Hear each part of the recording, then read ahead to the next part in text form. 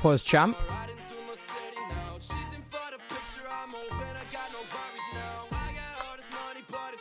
Makes me happy.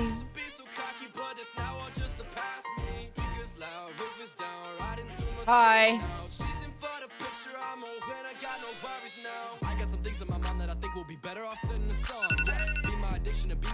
Stop. That was my alarm to wake up. Yikes. I'm a hard hitter on the road of fame. I was feeling down, so I wrote a page. Get a beat, leave it in a murder case. She gon' want me when the lights down. Yeah, I'm feeling it right now. Setting up the new heist now. Smile for the bite down. I got all this money, but it's not what makes me happy. Used to be so cocky, but it's now all just the past. Speakers loud, roof is down. Riding through my city now. She's in for the picture. I'm old when I got no worries now. I got all this money, but it's not what makes me happy. We're definitely streaming. Chatting probs. https://twitch.tv/TubboLIve. Does that work? Yep. Hi. Yeah, okay, fuck it, this ain't no love song. This fuck it, I'm trying to do some drugs. Good afternoon, B-boy. Thank you. How we doing? We're doing well. Hi everyone. Hi. Hello streamer. Hi. Hi. I see you all. Hello. That's enough Twitter. Too cool. You know she like money, so all the friends got pools. But karma gon' get her. Right left sticker. She got a thick skull, but her skin a little thicker. Yeah. That's true. My hair's a little bit wet because I just got out of the shower because I went sailing this morning. I decided that this morning I would go sailing. What are we doing today? Chatting. We're literally just talking. We're not doing that much. Maybe chatting for a bit. Maybe we'll play a little bit of games. Depending on when Jack Manifold gets here, depends on what I'm gonna stream later.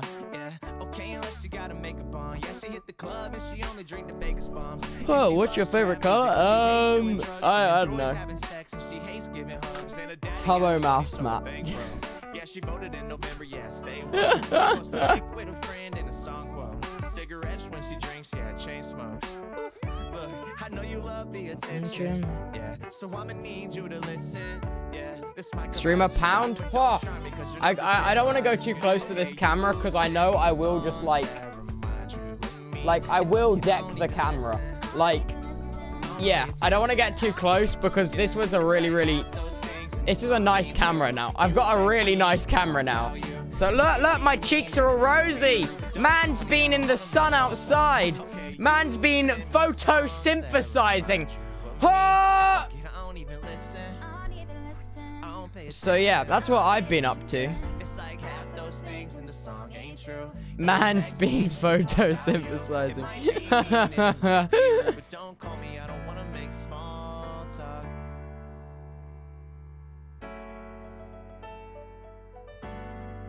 Pretty dapper. Touched grass? Yeah. He's not a vampire. I know. Pretty dapper if I do say so myself.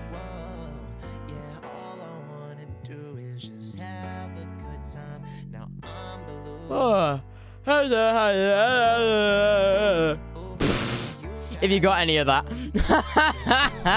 No, I was basically just saying, yeah, I'm good.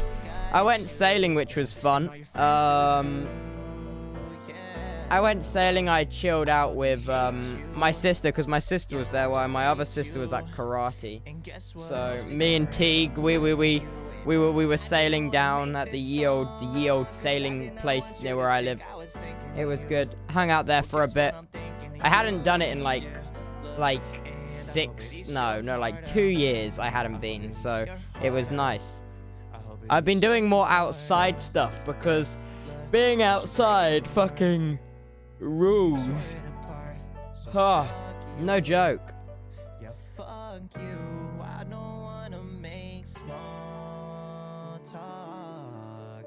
Yeah, but, being outside does rule.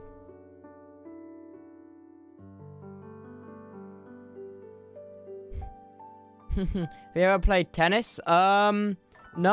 No, not really. It's always something that I thought, you know, I could learn that. I'd get the hang of that. You know? Nah, I don't listen to this one. Yeah, I like this one. Wait, they changed the cover to this album. Hey, but they changed this. What? They changed the icon. Getting better every day. Hey, Joe, I hope you have a great day. I did have a great day. Thanks for having a great day. Let's get an update from Jack Manifold to ask how the journey's. Jack Manifold will be here in like 3 hours, so. But not only finish it, go and erupt to go leave them inspired. Yeah, a social experiment. People freeze up when you run through the fire. Wait, what? Yo, how's the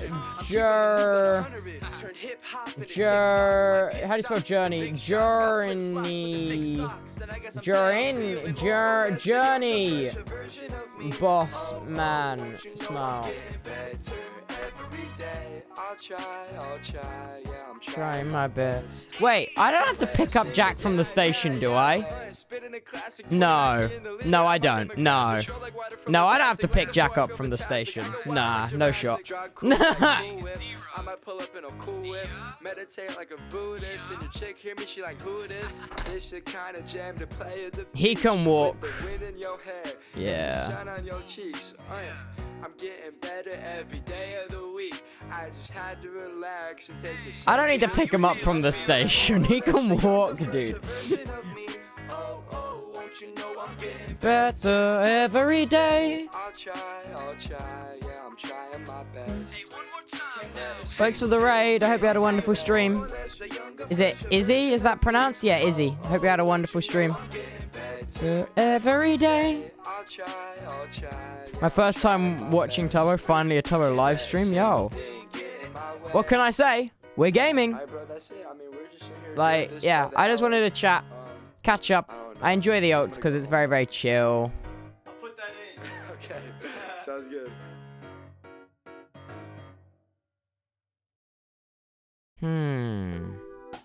Nah. Give me another one. Yeah, okay.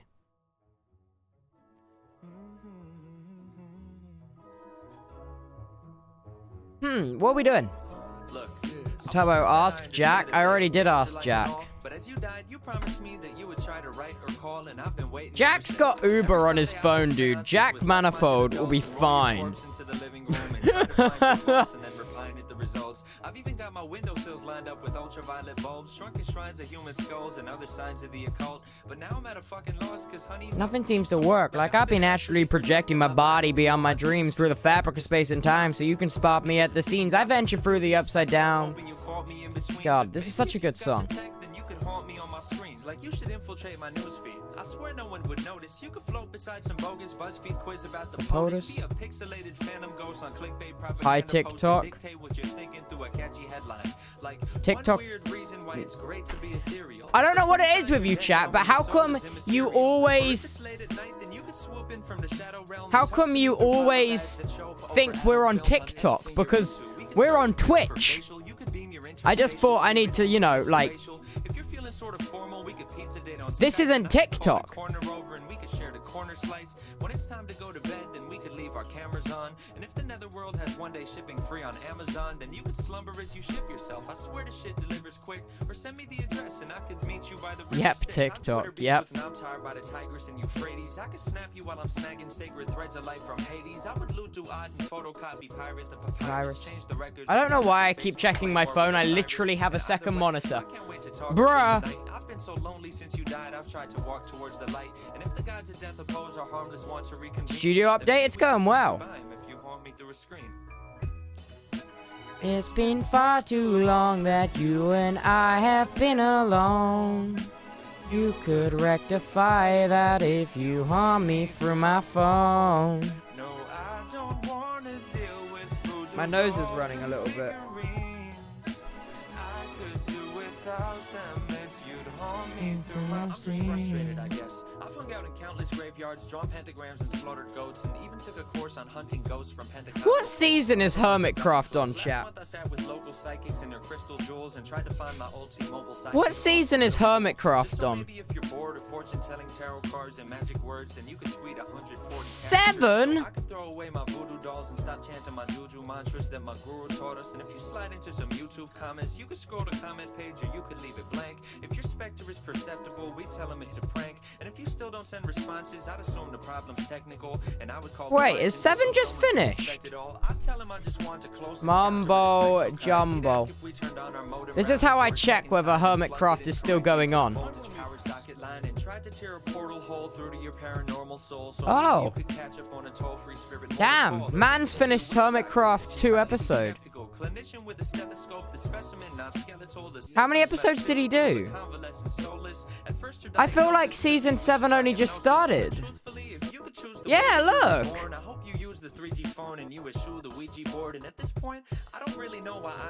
Look, season 7, like, I feel like it only just started. Huh? Look, compared to all the others. Look, 160 episodes, 183, 160, 85?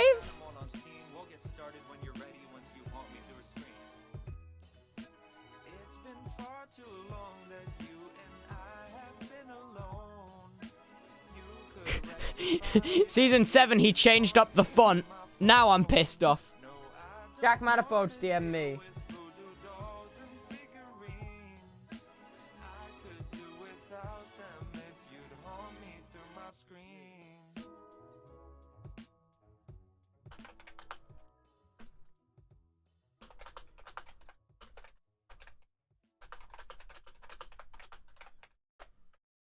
Listen, motherfucker, don't be trying to hop in on the track, get back with your bitch ass. Yeah. Really kick back like bail on the head. Jack Manifold basically said he nearly missed his train, but he's good. So what's everyone up to? Studio update. They're working on it outside right now. Hopefully it's ready in time for when Rambo gets here.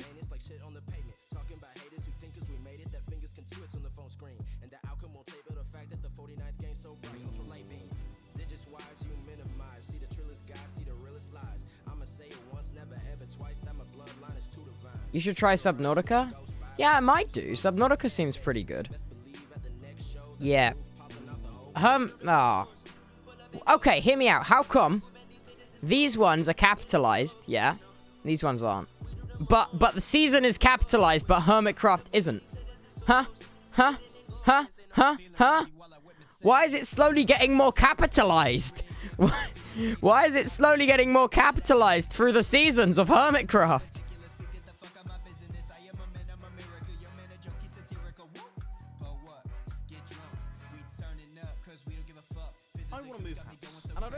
He wants to move house, bro.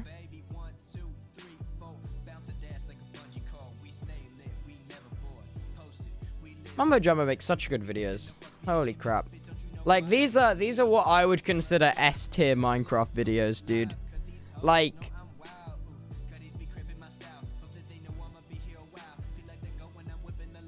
this is peak Minecraft videos, okay? This, yeah.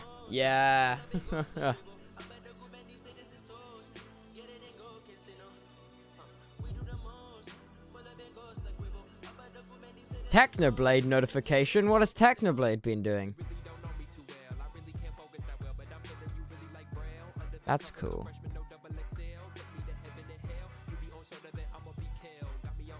Blade, what are you up to? Losers. Skeppy's a loser? Damn.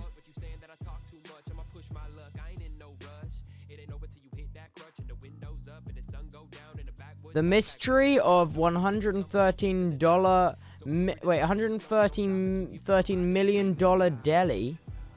Huh? What? Why does that deli cost 100? I want to know now. Huh?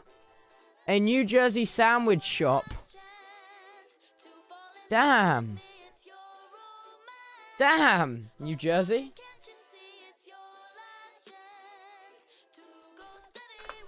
Jack's got to check into his hotel before he heads to my place, but that's all right. See, I don't have to pick Jack up from the train station. You're all full of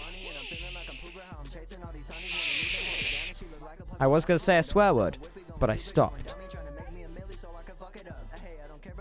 Do you want to look at fancy food videos?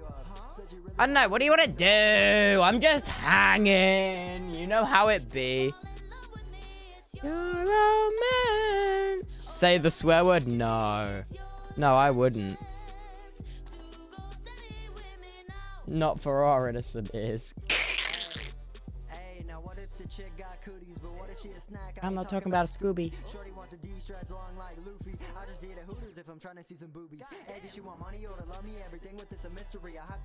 Yeah, this song slaps, dude.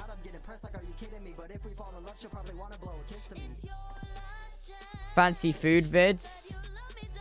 No. Let's have a look at what's it called? Let's have a look at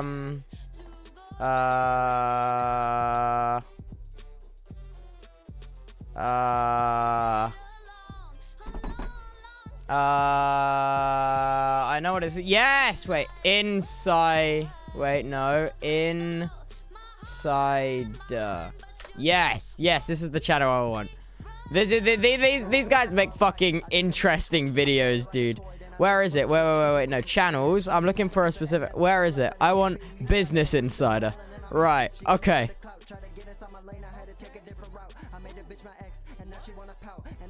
Sort by most popular. Why Tesla Model X's was the first SUV to receive a... What? What? How illegal items are found and destroyed at JFK. Oh, I shouldn't say airport. Oh.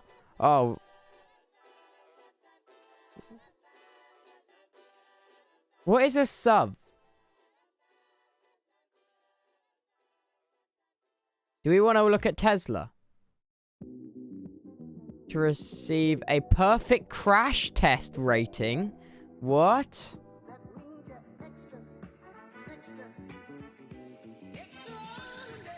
Okay, I want to see why Tesla's amazing. Welcome back to this week's edition of never mind. It's a 3-minute video.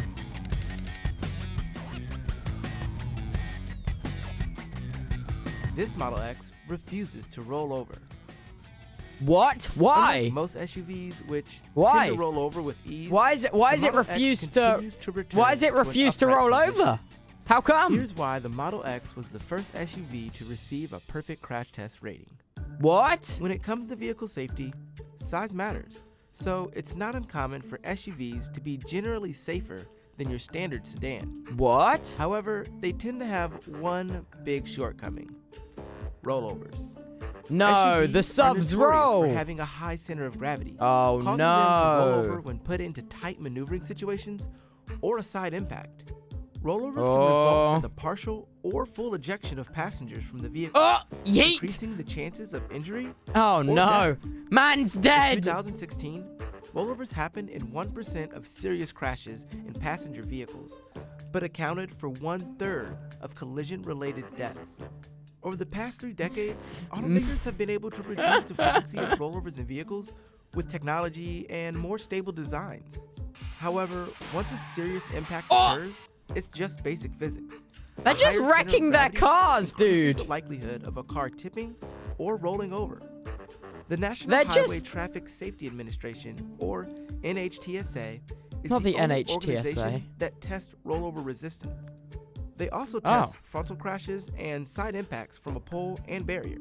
Oh. After each test, they This measure looks- readings from a dummy Dude. to determine how much damage a All real this person shit is looks likely to painful, sustain. dude. They use this data to determine a safety rating in each category and an overall safety rating for the vehicle. This looks Amongst its many luxury painful. features, the Model X hosts active safety technology, such as collision avoidance systems and automatic emergency braking.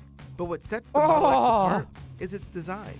Like other Teslas, the Model X has a large, rigid battery pack located on the floor of the vehicle. No way, a large This gives the rigid Model X a much battery lower pack? center of gravity than Wow. your average SUV, In the event of a collision that would normally cause an SUV to roll over, this would happen instead.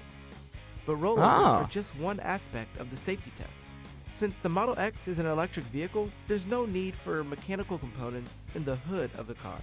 This allows for a much larger crumple zone to absorb energy from a frontal crash. Pog? It also has specially made side sills that absorb energy in addition to its rigid side pillars. These features help reduce the force exerted on passengers and increases their protection. But if you don't have $80,000 laying around for a Model X, there's still plenty of SUVs out there with excellent safety ratings. All right. How illegal items are found and destroyed at JFK Airport. What do you want to watch? Do we want to know how legal items are destroyed?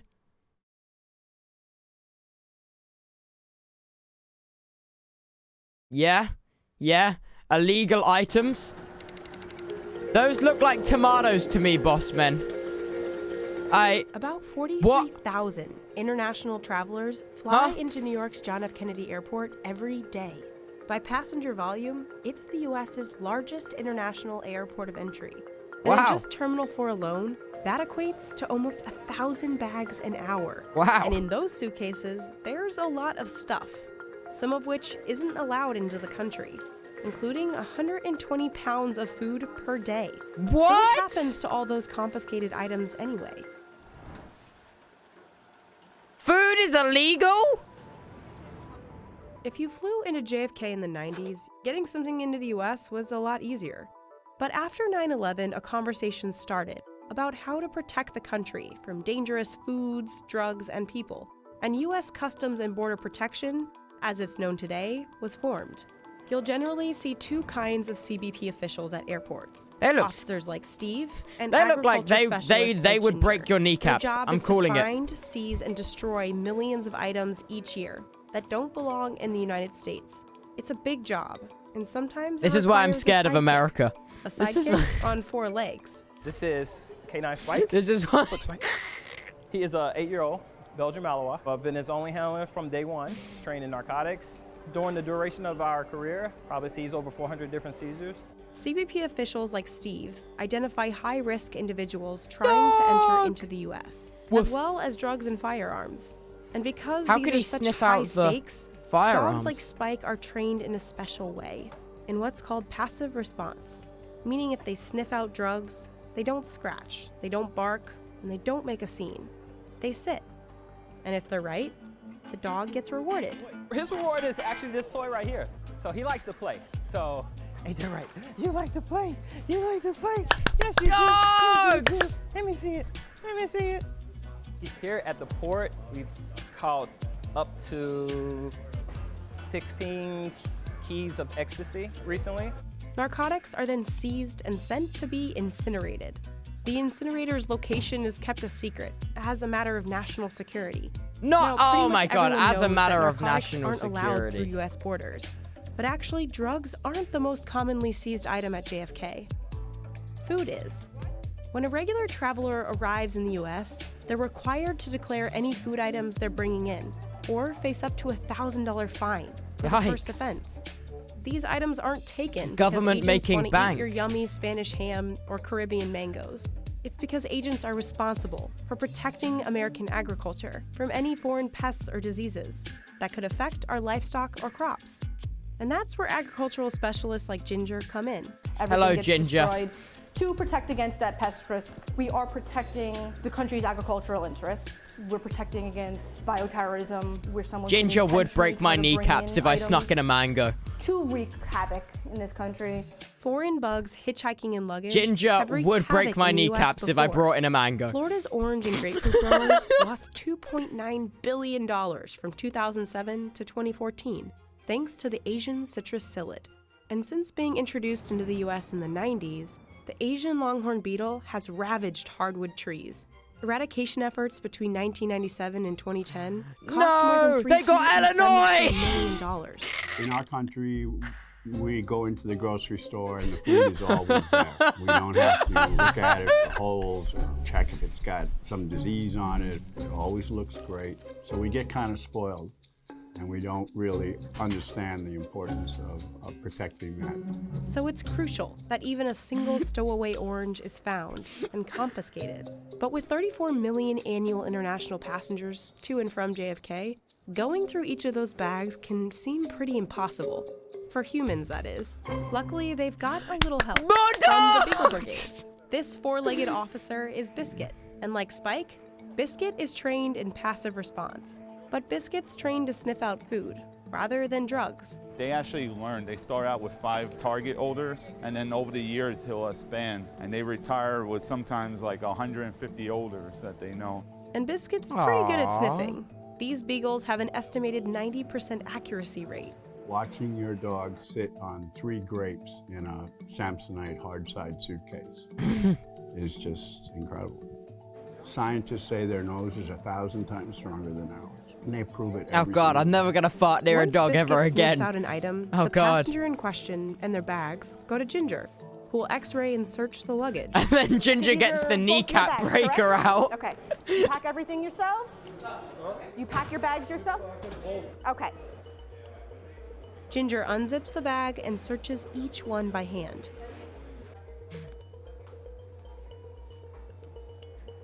And if she finds something that's not allowed, it's seized and held in temporary bins. This is very common from that region. Once you open it all up, you have grape leaves. These are horse meat sausages. This is another very good example of what we get very frequently, especially in the springtime. Horse meat sausages? This is a plant that they're planning on bringing here to grow. So anything for propagation has additional in-tray requirements. So this is 2 families worth from one flight. JFK disposes of the contraband food in one of 2 ways: the grinder or the incinerator. The incinerator? These items no! based on their final Oh my God, they're flaming to meat. So we're gonna go walk this bin, nice and full from those 2 passengers, down to our contraband room. This is the room where illicit food meets its end. No, the tomatoes! This is our grinding machine. This is what we'll generally use for fruits, vegetables, that kind of commodities. It is called the Muffin Monster. But before Ginger can send a piece of fruit down the Muffin Monster, she cuts it open, squishes it, and inspects it. She's looking for evidence of diseases, insertion points for insects, and exit points for larvae. If she finds a little bug, like this one, she neutralizes the pest risk and sends it to the U.S. Department of Agriculture for further investigation. Now it's back to the Muffin Monster. 120 pounds of food are grinded up each day from arriving international passengers. Avocados, mangoes, and citrus are among the most common fruits that end up in the grinder.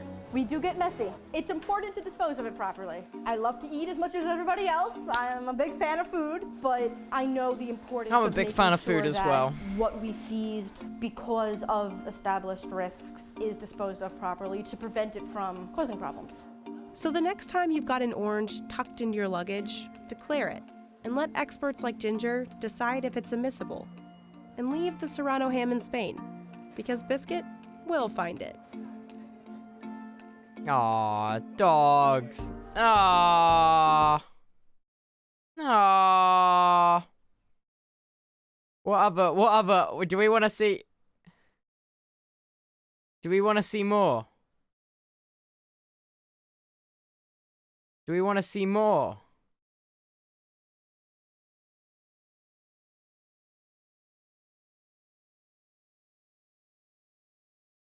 We want more? We want more? Okay.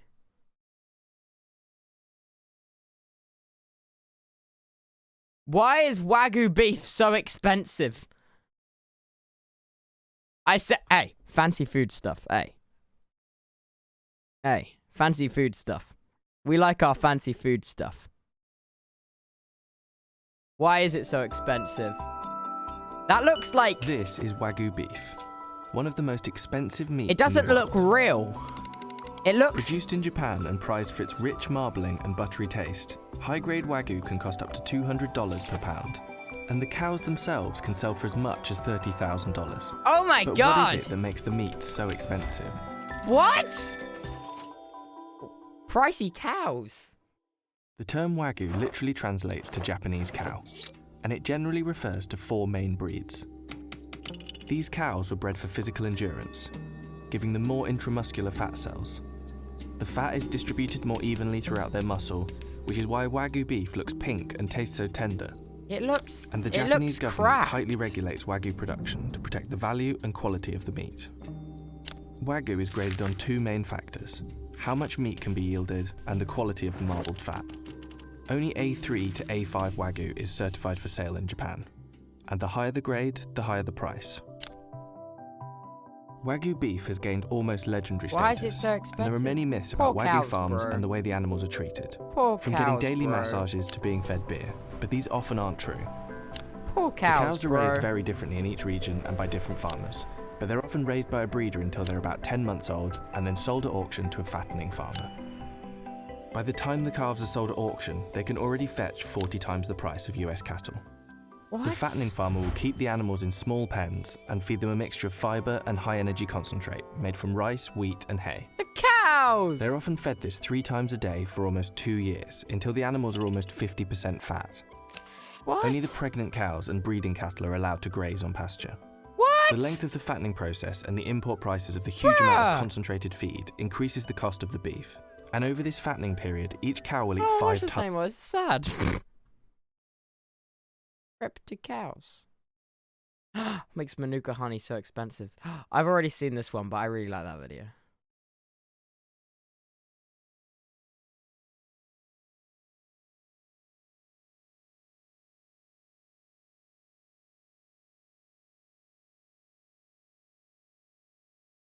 Dum dum dum.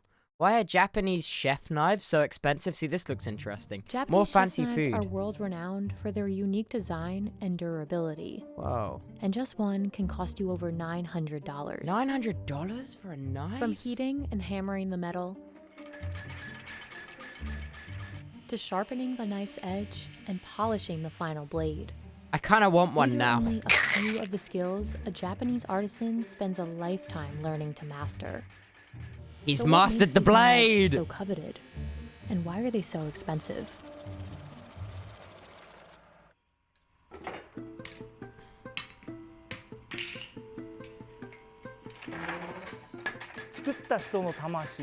Sole purpose of a person who makes user returns a knife. I don't know. Knife that my mother used. That's a Japanese knife? I don't... Wait, what? I'm confused. Terukazu has spent 37 years crafting chef's knives at his family's factory in Echizen. Each one goes through 100 production stages.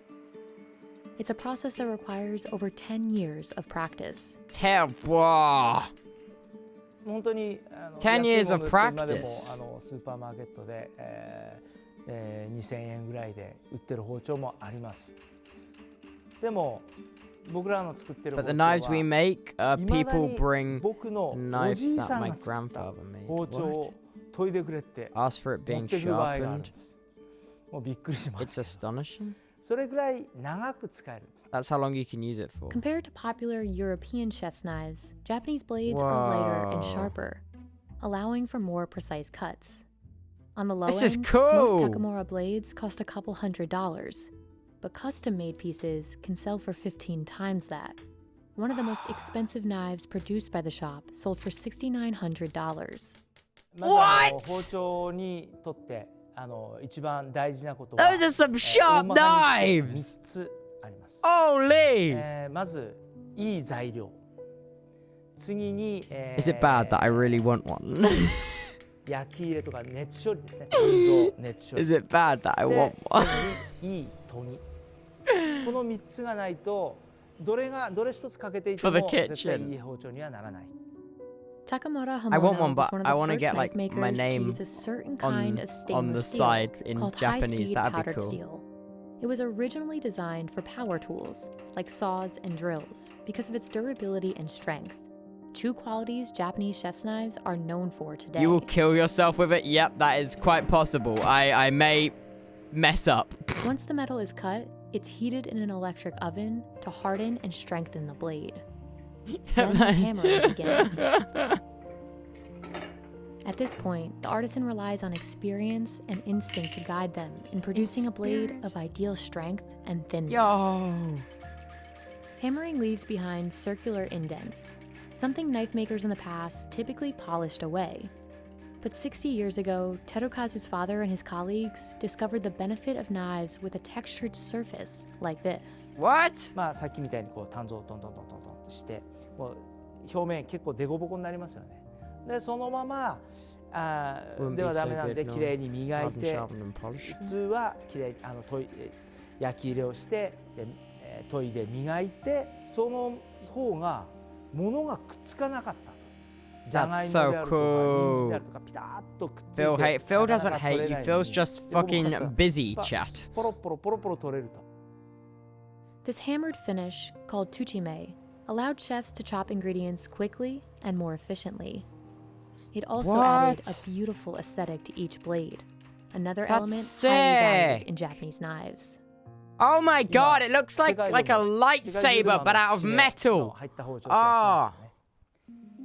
But a Japanese chef's knife wouldn't be nearly as valuable without a supremely sharp edge. An artisan presses the blade against a rough grindstone made of natural rock, a sharpening material you'll only see used in Japan. This step distinguishes an artisan's skill and ultimately sets a knife's final value.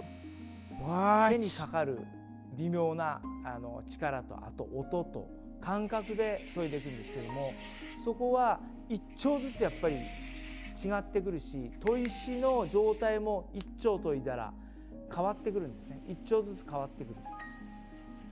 叩き3年、叩きっていうんですね。作業こっちの手で叩く。叩き3年で研ぎはまあ一生。We're just watching them make sharp things, ずっと勉強だと。It takes one full day to sharpen the blade, and another full day to secure and polish the handle.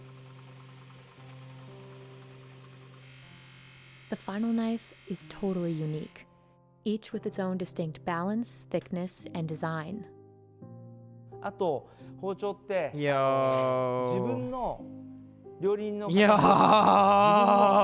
手の延長になってほしい。で、そのためにやっぱりそういった工夫ですかね。やっぱりまずバランスがもう自分の一番包丁の先端が自分がどこを当てたいかと当てたいところにマット持っていけると指の先のような扱いができる包丁。Several of the world's best chefs use Takamura's knives, from René Redzepi at Noma to Massimo Bottura at Osteria Francescana. Another one of those chefs is Masakazu Fuji. He uses Takamura's knives to prepare fish at his restaurant in Fuku. まあおそらくアーティストのライブでメインのギターがなんだとかっていう風になってもサブであったり、ギターテックがいたりしてやる人間っていうのは演奏する人間はそれに集中できる。でそれを高村さんが今してくれているっていうような感じですね。この切ったところから表面にこう光沢が出てる。でこれって切れない包丁でやったら Get one? 全く I don't know. こういうのは出てこない。I want to. でそれをストレス I really な want く切ると、まあ、こういう感じで切ったところから今にももうこう溢れようとする。でも止まってる。でそれを口の中で歯で噛んだら出る。Echizen has been the center of high-quality knife making since blacksmiths began crafting chef's knives here 700 years ago. And today, the city is internationally recognized for its This is cutlery actually so production. cool. I know! But before knives, artisans made swords, another valuable trade in Japanese culture. ところが日本の刀って細いですよね。なぜ折れないかっていうと、真ん中に柔らかい鉄が入ってる。そして外側に硬い鋼で覆っていると。二重構造になってるんで折れないんですね。で、日本の包丁はその、技術を生かして真ん中に鋼を入れて両側から柔らかい鉄でくるむ。Despite dedicating decades to this craft, Terukazu and his brothers weren't always set on becoming master knife makers. What? 弟もその一番下の弟も3人ともこの仕事をやってるんですけども、この仕事をやりたいとか、これ僕なんかだったらロック歌手になりたいとか、弟だったらオートバイのレーサーになりたいとか。やっぱり、ある程度の年代が来て本当に自分の今までの僕が育ってきたこの背景とかそういったあと自分がうちが作ってるこの包丁とかをこう見ていくとやっぱり俺はこれをやるべきなんやな、これをやらなあかんねやなというのと、やっぱこれをやりたいなという気持ちがやっぱり出てくるので。Professional chef or not, getting your hands on one of Takemoto's knives could take years. With that kind of wait time, coupled with the decades of training required to master this craft, it's likely these pieces will remain costly for years to come.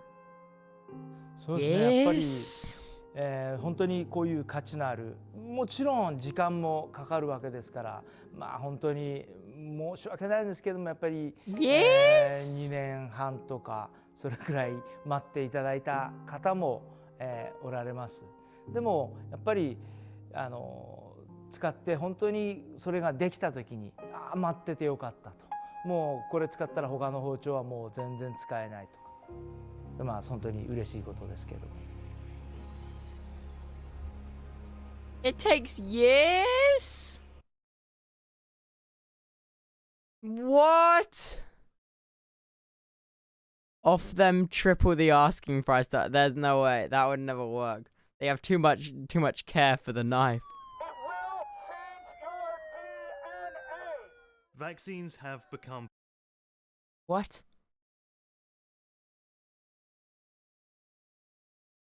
How 10 million vaccines a day? Wait. Do we want to watch COVID crap or are we going for escapism? I think we're going for escapism.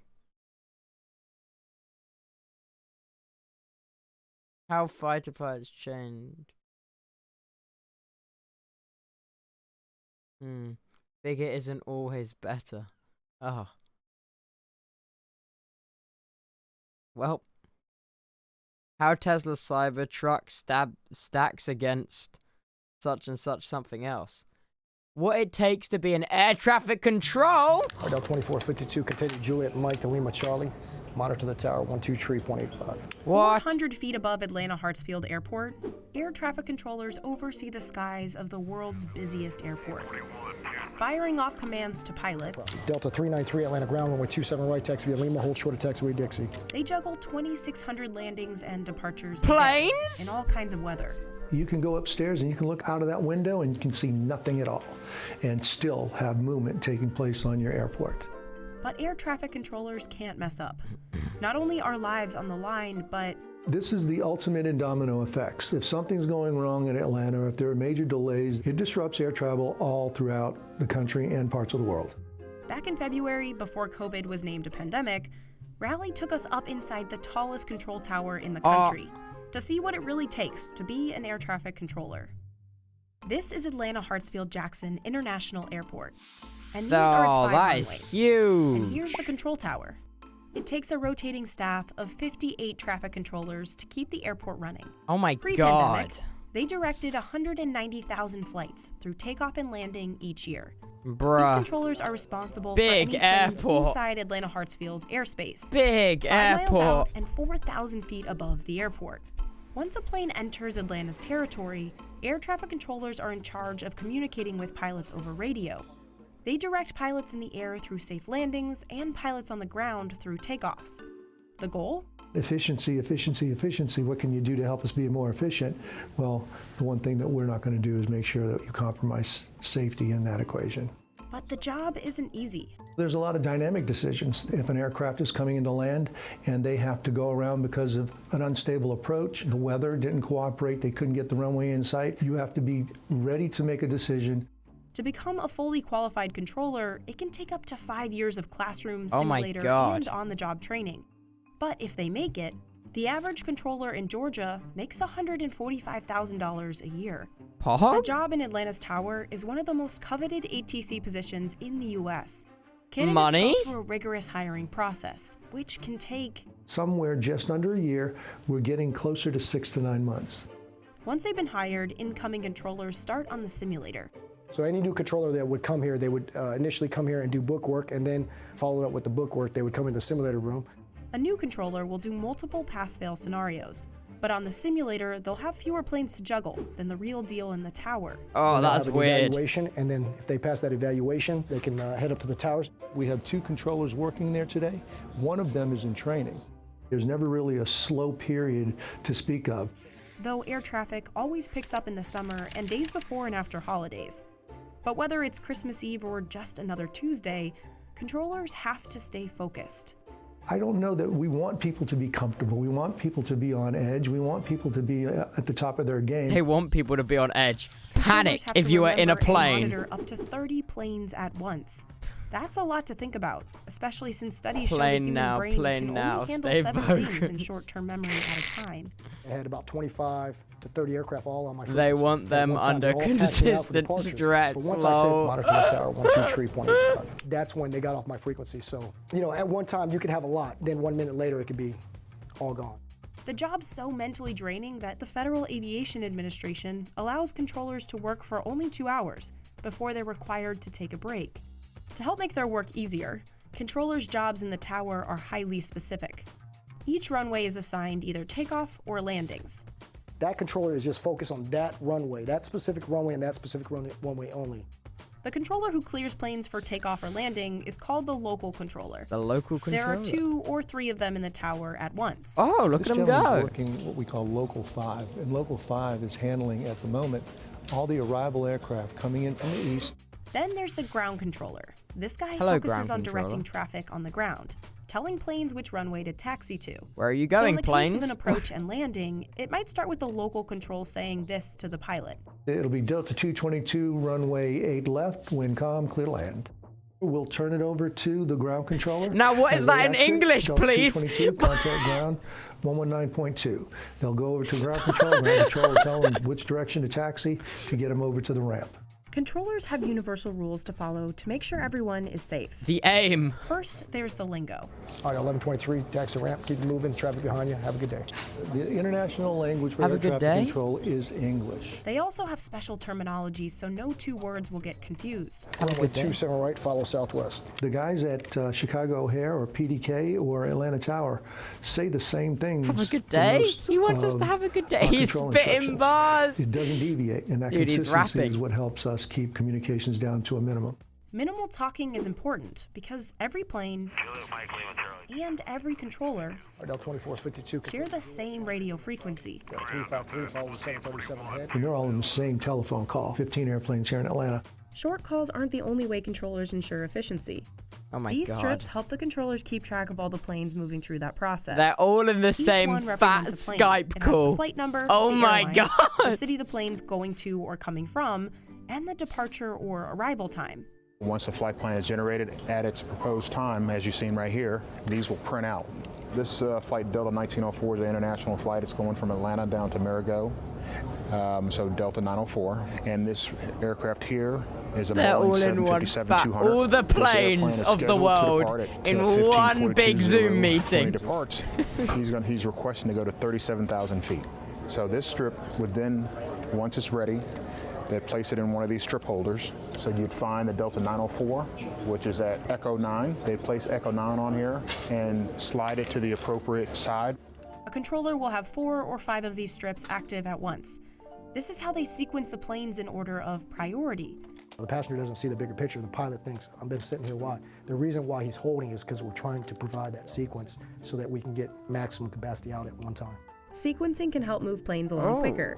But how Oh. exactly does it work? Here's an example.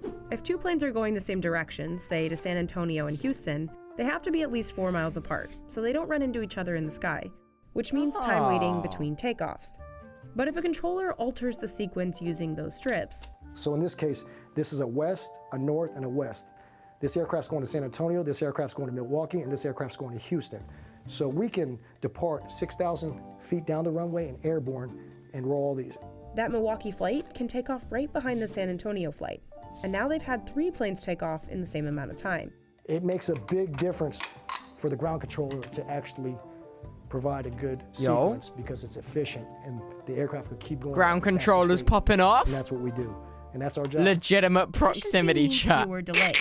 If there are major delays, it disrupts air travel all throughout the country and parts of the world. In 2018, Atlanta Hartsfield-Jackson International Airport was ranked the best airport in the U.S. for flight delays, with the highest percentage of on-time departures.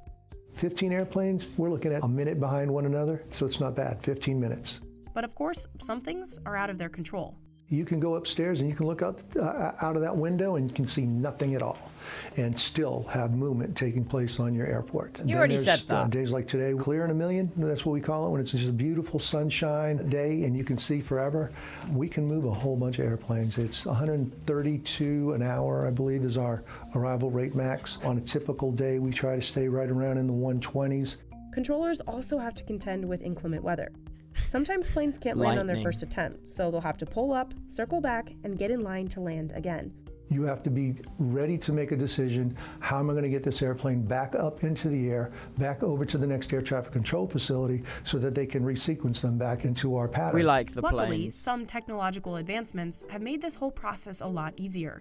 Yo? Remember those strips? So a lot of this is automated now. While controllers may still use the physical strips, they also show up on monitors and are automatically sent over to the next controller in the sequence. How come all these monitors look so dated? Isn't as debilitating as it once was. My monitors look nothing like that. A time when weather would shut your airport down. But now, being able to forecast and project when that weather's coming, we're not surprised like we used to be. We go in the cloud sometimes, and that's when our equipment is... Why does it all look so dated and old? SDX, radar, and GPS positioning help controllers track a plane. Because they're dealing with planes. To actually separate and identify where those airplanes are legitimately, so we can use the term clear for takeoff even though we can't see the physical runway any longer. But all that technology doesn't mean these controllers can be any less diligent. They have to be focused and undistracted nonstop. This is the busiest airport in the world. The number, the volume, I don't think many airports can handle what we do. That's the truth. Not many airports can travel. What it takes to be a White House photographer? Yo, we got any in like aspiring photographers in the chat? What we're just watching Business Insider. It's fine. What's it take? My attitude is if you're documenting for history, you want to be there all the time because you don't want to miss anything. And you can't always predict when history is going to take place. That's Pete Souza. Hello, former Pete White House Souza. photographer to Presidents Ronald Reagan and Barack Obama. I think it's important for history. I think it's important Who's Ronald to have Reagan? these moments behind the scenes where you get a real good sense What number of president not was only he? what he was like as a president, but what he was like as a human being. Pete was behind the camera for iconic Obama-era moments. What like number this. was he? He was at least 3? Oh, thank The God. Photographs can show emotion and context and mood in a way that words can't. The still image is something that is just seared in your brain. After documenting the lives of 2 sitting presidents, Pete Souza knows better He than was most 40 or what it takes to be 36. a White House You're photographer. not telling me. I started out working for newspapers in Kansas and Chicago. In 1983, In the White Chicago? House photo editor at the time reached out to me about a position at the White House. So that's what led to the job at the Reagan White House. After photographing the Reagan administration, Pete worked for National Geographic and National as a national Geographic? photographer for the Chicago Tribune. In 2004, when Barack Obama was elected senator of Illinois, Pete took an assignment to follow and photograph the up-and-coming senator. That led to some, real good access with Senator Obama. I ended up going to 5 different countries with him. So I got to know him pretty well professionally. And so when he was elected to the presidency, he asked me to become his chief photographer. I don't think my political views play into it at all. I mean, look, I worked for a Republican and Democrat. This job is about documenting presidency for history. All this other stuff just doesn't really matter. Pete photographed Reagan and Obama during all 8 years of both administrations. Well, I think that was the most difficult part of the job for me. It was physically and mentally exhausting to essentially put your personal life on hold for 8 years. Just as he did with Reagan, Pete often followed Man's Obama paused 7 days a existence week. for the Well, I mean, president. I was with him like every day. You It was would because really, Pete wouldn't didn't you? leave Obama's side that he was able to capture this historic moment.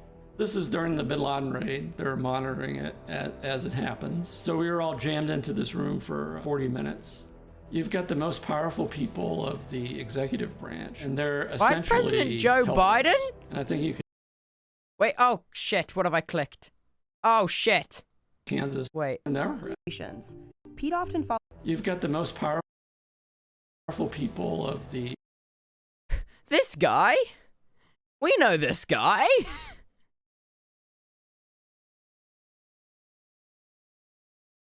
We know this guy. We know this guy. I don't know who the fuck you are. I don't know who you are. We know this girl. We know, we don't know who that guy is. We can't see. Oh, you can't see Joe Biden's there, chat.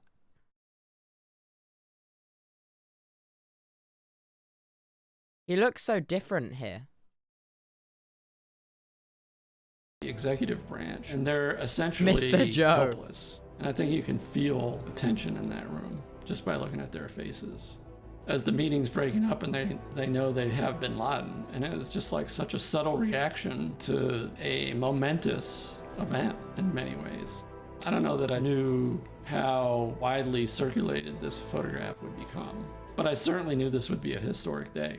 I think without the trust, you can't get the access. It's as simple as that. I think he did trust me. I think the people around him trusted me. And I think if not for that, there's no way I would have had the access to some of the things that I did. Good Pete's intimate access allowed him to capture some of the most poignant moments of the administration.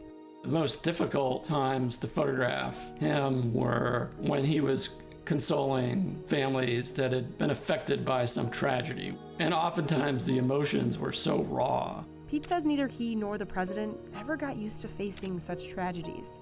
When I would get to the photographs from Newtown, I would break down because it's still emotional thinking about that day and thinking about the circumstances of that day. But not all the moments he captured were tough ones. I think the picture resonates for a couple reasons. One, you got, a 5 or 6 year old African-American kid touching the head of the President of the United States that looks like him. But at the same time, I think it touches something about Barack Obama that at the behest of this young kid, you'd go ahead and bend over and let the kid touch your head like that. I don't think that would happen today. One thing I don't know that the photographs showed necessarily was his sense of humor and his competitiveness. Although, I think I actually do a pretty good job in showing those. Here's a photo where Pete did catch his competitive spirit. Reggie Love, who was 20 years younger than him, was 4 inches taller than him, captain of the Duke University basketball team. And here's Barack Obama, who didn't even start for his high school basketball team. When they finished the game, President Obama starts walking towards me, sweat's dripping down his face. And he just comes up to me and goes, "Did you get that block?" Because he was so proud of the fact that he had blocked Reggie. Look, I'm not the best photographer in the world. I'll be the first to admit that. But I do think that I was the right photographer to be the chief photographer for Barack Obama. It's one of those jobs that it's not like you apply for the job. They come looking for you. It's a hard job to aspire to do. There's so much of it involves luck. I do tell photographers around the country, photograph your mayor or your governor, because you never know if maybe they'll end up becoming a national politician someday. 50, 100 years from now, people will be able to go through all of my photographs and get a real sense of what it was like to be in this moment, what he was like as a person, as seen through my eyes and my photographs. And I think that's the most lasting impact. Are we really just gonna sit here and binge watch Business Insider? Oh, is this really what we're doing?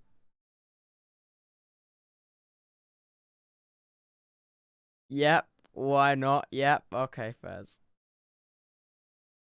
You have me beat, Twitch chat. I'm gonna slide down into this corner. I'm gonna be a corner boy. In the corner. Alright, what other business insiders are there? React mode on, I know, Phil. I'm being lazy and killing time because Jack Manifold's not here yet. Why is oxygen so expensive? What? Demand for oxygen in Peru has exceeded supply. With hospitals running out during the country's punishing second COVID wave, families have to buy their own. Oh. A single cylinder can cost up to $400 on the black market. What? The lack of oxygen helps make Peru the country with the world's highest death rate per capita from COVID-19. Thousands have died in Lima in recent months. And this is where many of them end up.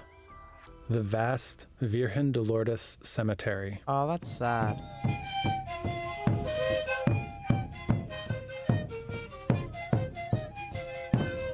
That's Lenin Froilan. He spent more than $6,000 on oxygen to try to help his mother before she died from COVID.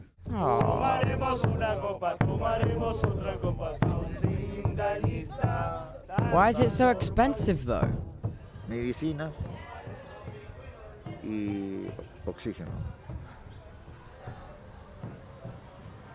Pero de nada sirvió. How did this happen, and why is medical oxygen so expensive? Tell us!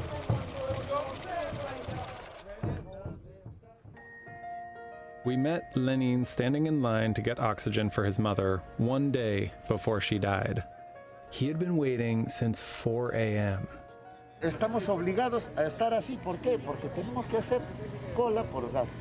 This plant on the southern outskirts of the capital offers free medical oxygen to those with a prescription, but the wait is anywhere from 12 to 15 hours. People eat and sleep in line until it's their turn. Oh my God. They're only allowed to fill one 10 cubic meter cylinder every 48 hours.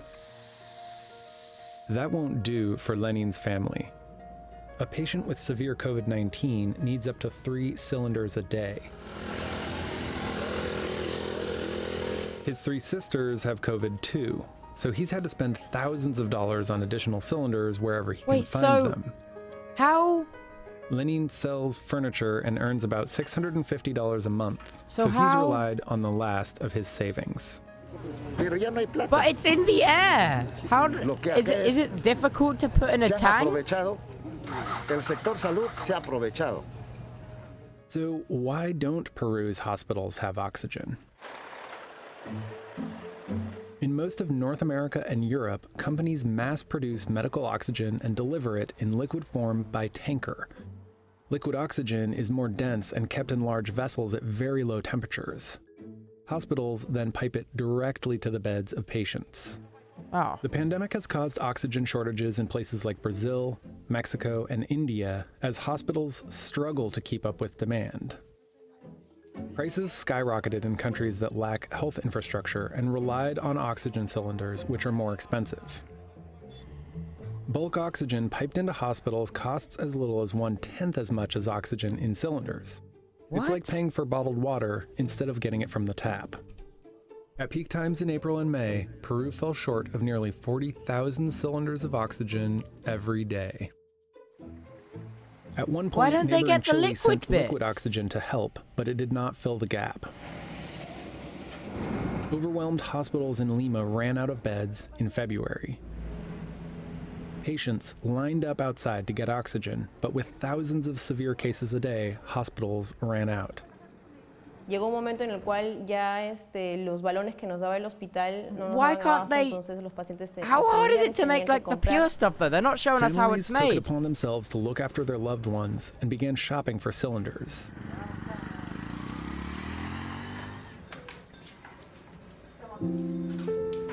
Homes started to look like hospitals with medical equipment lying around. Pero si la llevaban decía que tenía que estar, si la llevaban, que le iban a tener en un pasadizo, que le iban a tener en un pasadizo y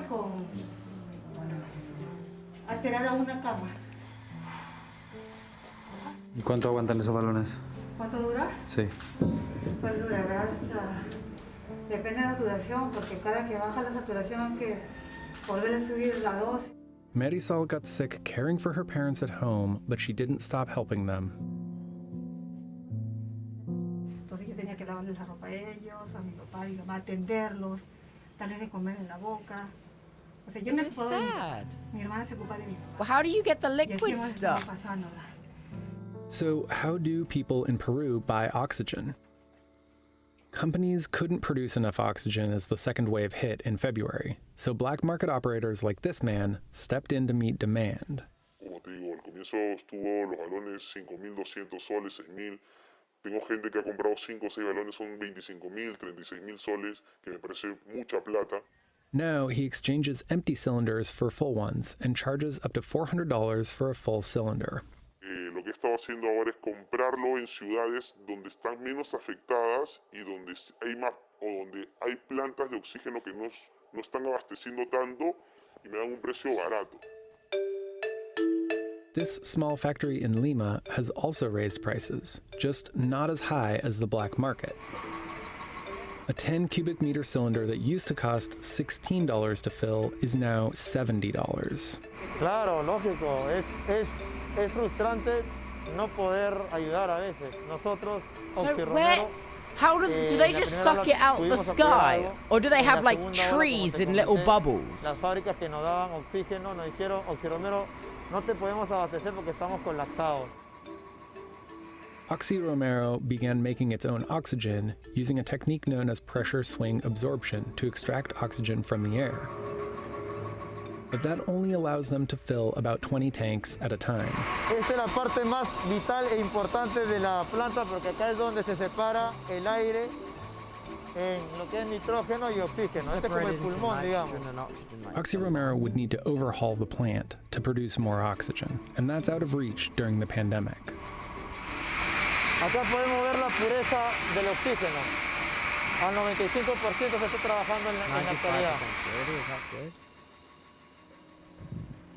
At the Virgen de Lourdes Cemetery, Lenin laid his mother to rest alongside hundreds of other victims of Peru's second wave. Yo ahorita sí ya me siento tranquilo haber hecho la sepultura de mi madre con la ayuda de mis familiares, pobremente, humilde, así como ha visto usted, tierritas. Lenin says it's hard to be hopeful with his sisters still fighting the virus. Covering the subtitles? Uh-oh. Ya uno vive, creo que en shock. Ya está temblando que ya mañana te toca. Ya yo soy un siguiente paciente y pasado mañana ya me están enterrando.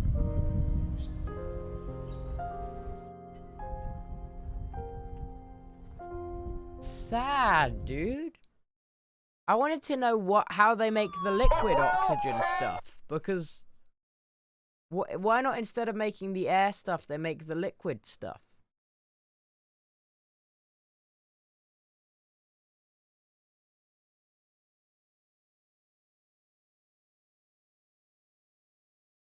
You said we were escaping Tubbo Sag. Oh, sorry. Google liquid oxygen. That's a good idea. How is liquid oxygen made? Other people had the same question. Tell me. In this video, we will learn how oxygen is made artificially, how it is stored and how it is transported. The whole process is like this. At first, air is sucked inside a compressor. There's a filter before that, so that there are no impurities like dust particles. If you look inside a compressor, there are two valves. The inlet valve sucks air in. This is actually really, really boring. Yeah, alright.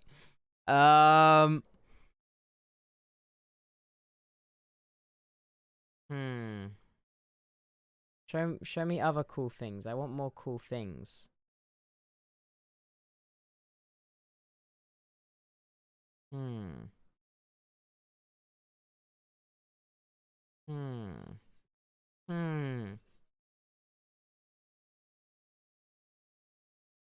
The truth behind those $1 Detroit homes? What? These are the homes that people talk about for $1. You can buy those for $1. Is there someone in there?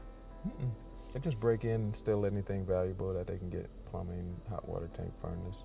These are the ones you would go directly to the city or find the owner and give them a buck, take Wait, over the so headache they're that worth they once had. So they're worth $1. So the $1 home thing, it's not impossible and it's not unheard of, but it's a lot more complex than just dollar homes that's on the market. The homes that you see online that are in the $1 to $5 to $100 range, you have to be very careful with those because they may be often they're in a neighborhood that's been pretty blighted. They look from the outside to look okay, but the inside they've been gutted. This home here, they stripped the aluminum siding off of it for scrap metal. The cities are selling those homes for $1 so they can generate tax revenue for that property. So the incentive for the homeowner is to buy it for a really low cost. The city benefit is to put it back on the tax roll and to generate tax money from it. And the tax base there typically is a little higher too. Why wouldn't someone just, so if there's a bunch of homes in like one area, okay, that all cost $1, why doesn't someone go in there with a £20 note and just, you know,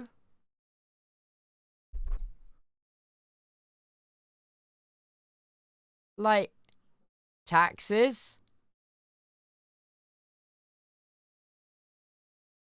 Taxes? What do you mean? What are the taxes? What are the taxes? Property tax? Huh? What does that mean, though?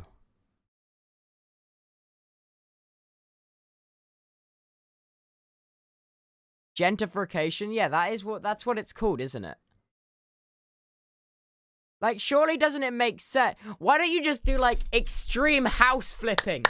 So you know how you have all those house flipping games? So if all these houses cost $1, buy all of them, then extreme house flipping, and then you sell them all.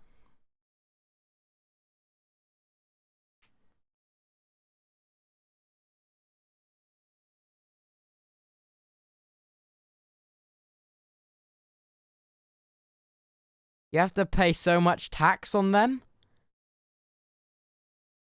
Why?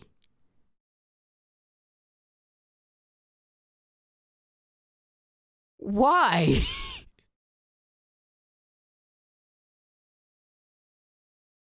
Taxes are $1,000. $1,000 a year or $1,000 a month for a $1 house?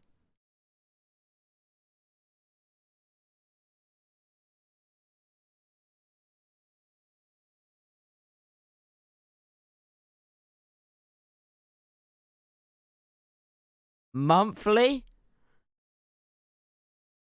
Well, I don't see how this is going to solve the issue of making the houses all fixed up.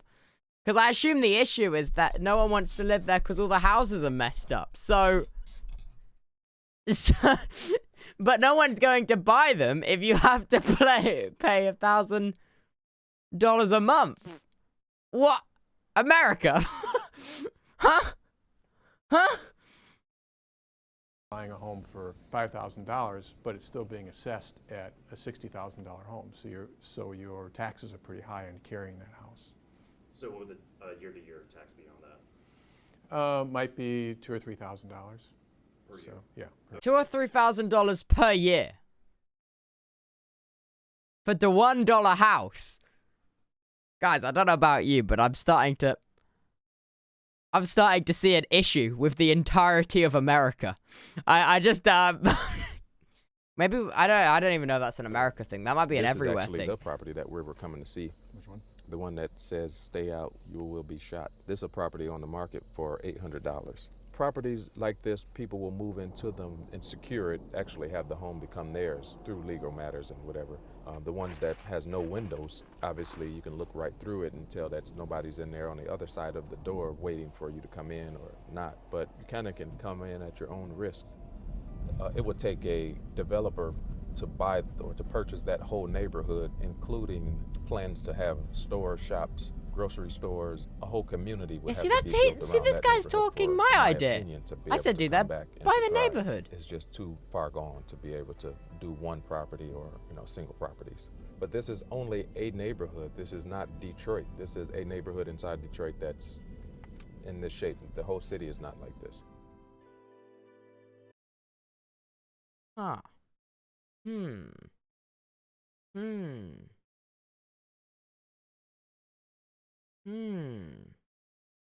You want to see how they mine gold from electronic waste?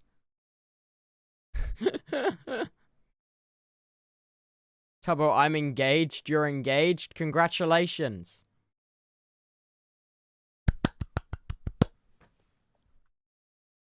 Modern day gold mining. They take it from the phones. This liquid gold came from a pile of circuit boards. And these days, there could be more gold in a landfill than in a mine. But extracting Yikes, guys, it we is an buy too many expensive and polluting electronics. process, often carried out at toxic dumps. We Now, buy- a New Zealand startup buy has too found much a cleaner electronics, and safer guys. way to do that. New Zealand And has. its secret ingredient comes from nature. Microscopic organisms that evolved to absorb precious metals. What? But can this complex process reinvent What? how we deal with the world's fastest growing waste stream? Huh?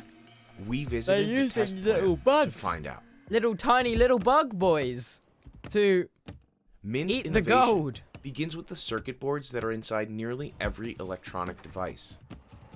So this is how the electronics, the circuit boards, this is how we receive them, cut up, shredded into pieces. The company says it sources all raw material from a local recycler. Exporting waste is an absolutely abhorrent thing for human race to be doing. The company's founders think that if it's easier to get valuable metals from e-waste, countries will choose to deal with it locally. A lot of the gold's wrapped up in these chips. The first step is to grind the circuit boards into a sand-like consistency. Workers shovel this sand into a reactor, which mixes it with inexpensive chemicals. Those acids and oxidants are pretty commonly available industrial chemicals. Next, machines pump the mixture what's into a going filter on? press to separate the liquids from the solids. This blue fluid contains a high concentration of copper, tin, and other less valuable metals. Mint uses electricity to pull out the copper. We simply put that. What's the name of that? Where they use electricity to pull copper from water. What? There's a fancy name for that, isn't there? Oh, it's like distillation. What's it called? Electrolysis, or however you pronounce it. Electrolysis? Is that it? I've got no idea. Electrolysis? Whatever. Through a series of plates, pass it over that have electric current flowing through them, and that plates out the copper from solution. The metals that pay the bills are the gold, the palladium, the copper and the tin because they're most abundant and most valuable. But at this step in Mint's process, palladium and gold are still stuck in the solids. What? They're harder to dissolve and require another chemical bath. For the precious metals, you need something with a little bit more oomph, so that's why we break it into two stages. The next step in Mint's process makes it one of a kind, and it requires the help of nature. We're the first people to use Nature. microorganisms to selectively concentrate precious metals. We're kind of inventing the whole technology along the way. Mint's team identified these tiny helpers in 2017 through a series of research trips to places like abandoned mines or fields with rusty equipment. Given enough pressure and time, microbes seem to find a way to thrive in any environment. They collected species of bacteria and fungi that evolved to bond with specific metals. Our microorganisms recover gold. They also recover palladium. These are not pathogens by any stretch of the imagination. So would I drink a vial of them? Probably not, but I wouldn't drink a vial of a lot of things, so. Over several hours, Whatever the that microbes means. will gain weight as they absorb precious metal ions. And we've now got a concentrated microbial paste that contains a good portion of precious metal. No! When the paste dries out, the gold nanoparticles in it start to appear purple. Gold has this funny property that when it is in small nanoparticles as well, I mean, gold and colour have this hue of blues to reds. The mixture is ready for the last Wicked step. paste, yep. So this is where the final bit of magic happens, where we burn off the microbial part, just leaving the metal part behind that they've captured. Our product is a gold-rich ash. That goes to a refiner who is the one who turns it into your 99.99% gold. It takes 1 week to extract 150 grams of gold from 1 ton of circuit boards. The founders carry around this solid gold coin to show what that looks like. Is it pure gold? That's pure gold. Super heavy. Bite it. It seems like a lot of work for a small payoff. Is it really worth the trouble? I don't know. Mint's founders say yes, because it's getting harder to mine precious metals from the earth. The big gold mines are recovering literally grams, 3, 4, 5 grams of gold from a ton of rock. 81% of gold that's identified today is already above the ground. And as gold mines are depleted, the amount of e-waste generated globally has increased steadily over the past decades. If those trends continue, by 2050, we'll have to deal with 110 million metric tons of e-waste every year. That's like every person in the world throwing away a countertop microwave. Up to 1/5 of all e-waste moves across borders, likely ending up in developing countries where workers process it by hand at illegal dump sites. The world is doomed Activist again. Jim The world is Puckett doomed. has spent over 25 years tracking how e-waste ends up in these toxic environments. We're doomed. Oh, God damn it. Why did I buy a new... Oh, God, I didn't really need a laptop, did I? Oh, God. The real environmental harm and pollution. Thousands of people worldwide make a living extracting copper from e-waste, primarily by burning it.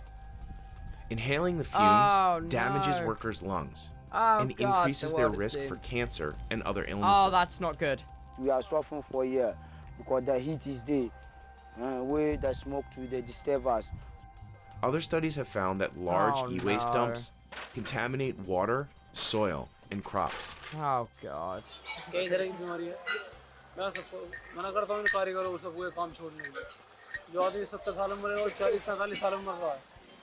Oh, God. Even if e-waste is properly recycled, the final product still needs to go to a smelter, the energy-intensive endpoint for most mining operations. Mint's long-term goal is to make it easy and profitable for cities to process their e-waste locally. We need to kind of get this really cranking Screw throughout the world, and that's escapism, probably we're a 20-year vision. The company is planning full-scale facilities in Australia and the United Kingdom. Yo, let's go UK! This smaller plant in Auckland, New Zealand, was built to demonstrate how Mint's process works. Yo. It processes about 1 metric ton of circuit boards per week, but larger plants, like the one they're building in Australia, will process 10 metric tons per day. Whoa! That would make the bigger plant able to process about 1% of all the e-waste Australia produces annually. The planned larger facilities will be almost entirely automated. It's pretty light touch from a personnel perspective. That's Might have cool. 3 people on the shop floor at any one time, running 24/7. The small number of employees would have limited contact with e-waste, keeping them safe from exposure to toxic compounds. Not the compounds. However, even if Mint can realize its dream of a plant in every major city, the founders face another problem that's completely out of their control. And unfortunately, electronic waste generally is getting less and less valuable over time as a commodity. Manufacturers are learning to build gadgets with less precious metal. Mint's team is researching other types of waste they can run through this process. That's not good. Like car parts. As for solving the global e-waste problem, Jim Puckett remains skeptical that any form... That is completely missing the bucket. Like, that is completely missing. That bucket placement was not S tier. Form of recycling is the answer. I'm not saying don't go ahead with these techniques. We're certainly going to have old circuit boards around for a long time, and we're going to have to deal with them. So let's move on it. But we got to turn off the tap. That tap is controlled by the companies who manufacture electronics, most of whom have no legal or financial incentive to design products that can be recycled. It's an overflowing bathtub. You can't run around with mops and say, oh my God, we got to mop this up, we got to mop that up, and we have a better mop here and a better mop there. When the tap is pouring water into the bathtub, it's overflowing down the stairs. This is the problem we have, is the tap of our waste is not being turned back. AKA phone companies need to make phones recyclable, and we need to stop buying new phones when they release a new one to make us feel like we need it.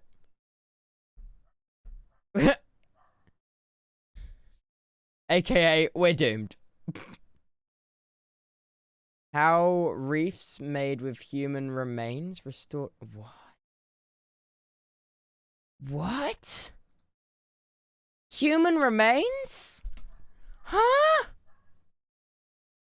Huh?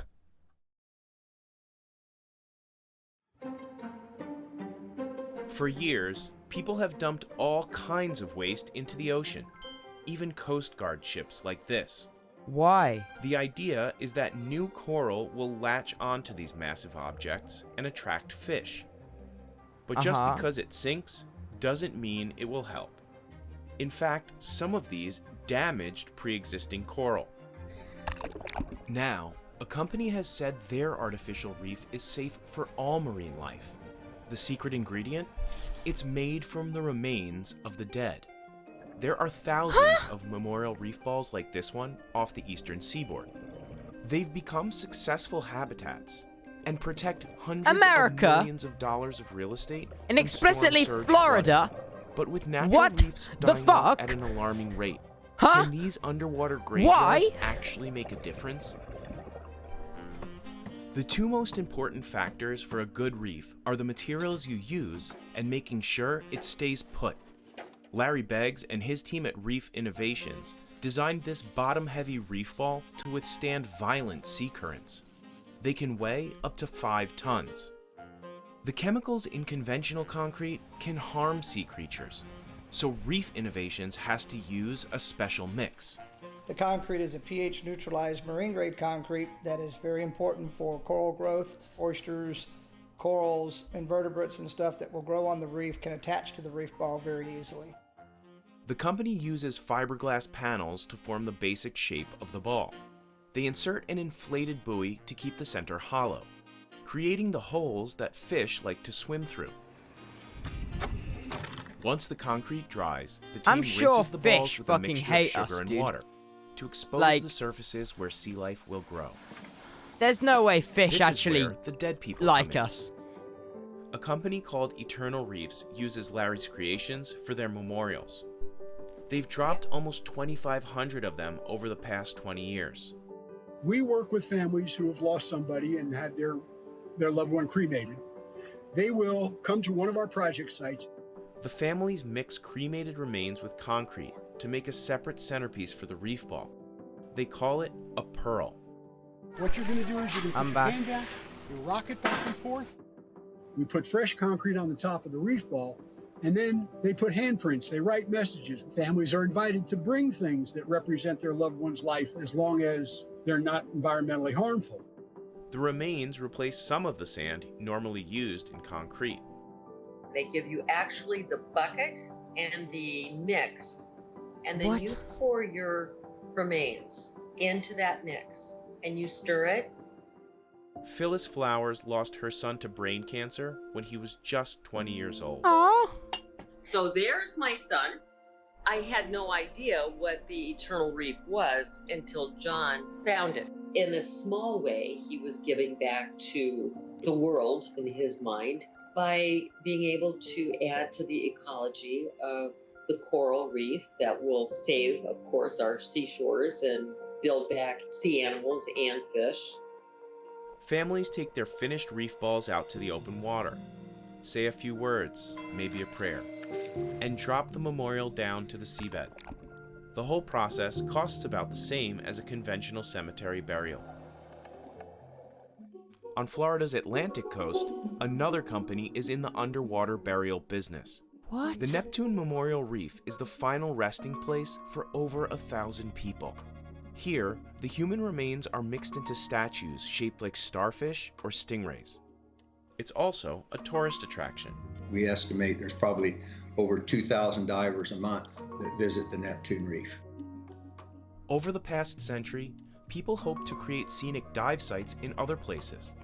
They've dropped passenger airplanes, car tires, even old battleships. It was really companies looking for cheaper ways of disposing products that they weren't using anymore, or the military had ships or tanks. And I think over time, there's increased recognition that these were not good for the environment. In the early 1970s, a nonprofit working with the Army Corps of Engineers dumped 2 million tires off the coast of Fort Lauderdale. The group optimistically called it the Osborne Reef.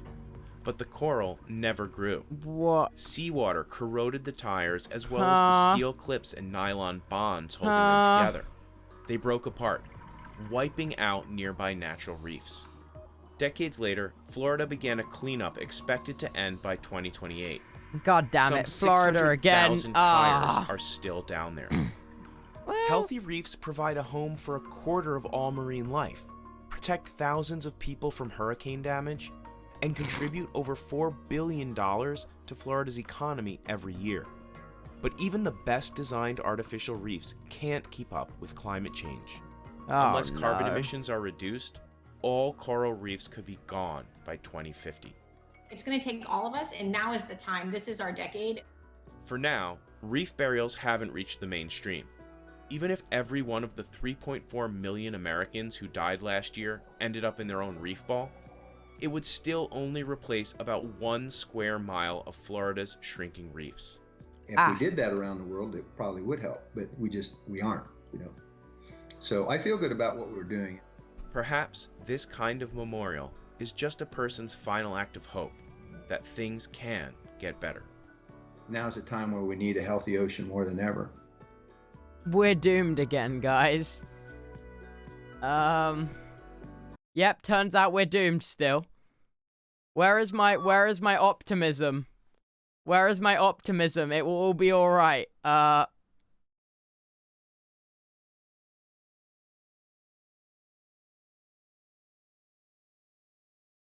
Show me some more.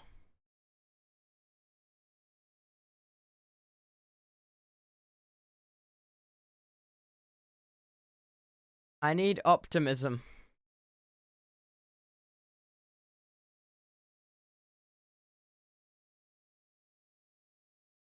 Oh my god! Phasmon, thank you so much for the 50 gifted, man. What the hell, dude? Thank you so much. Huh? Yo, thanks.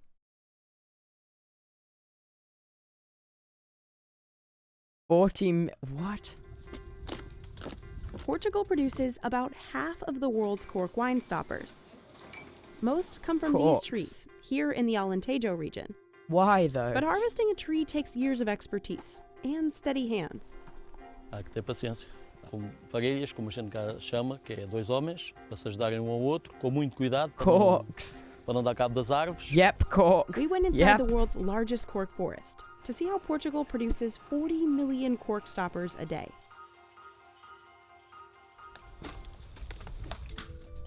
These are cork oak trees. They're so special. They've been protected under Portuguese law since 1209.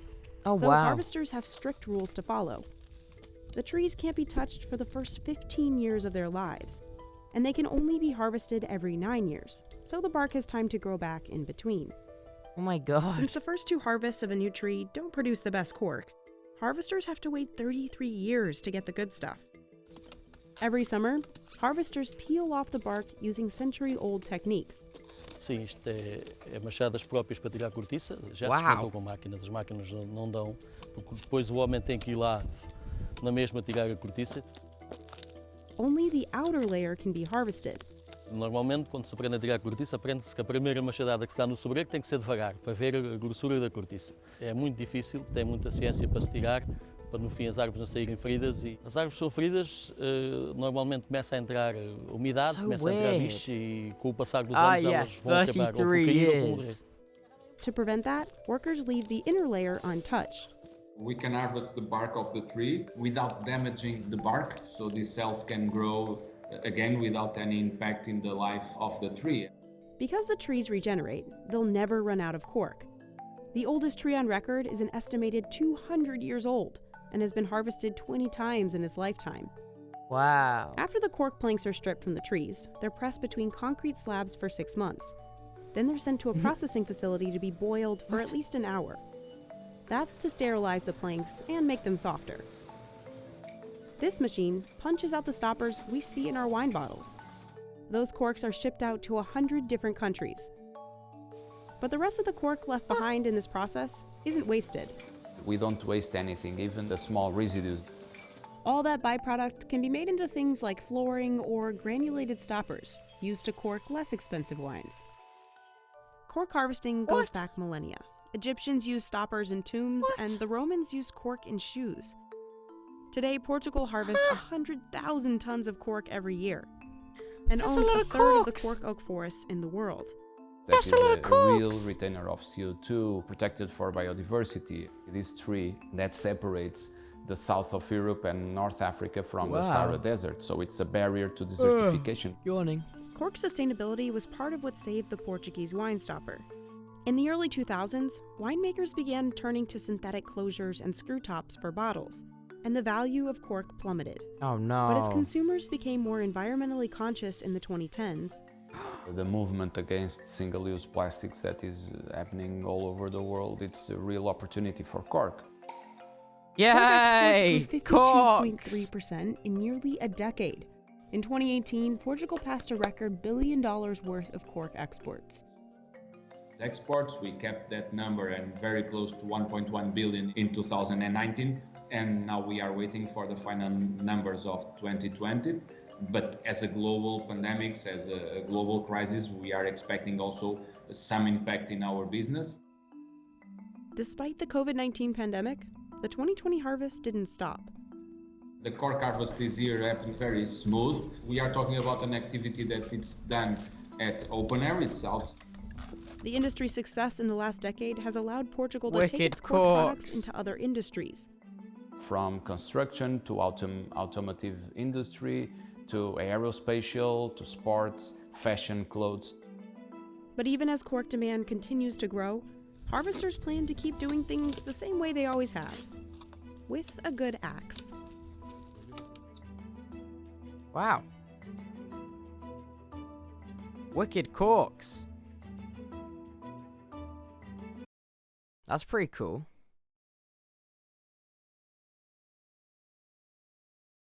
That's pretty cool.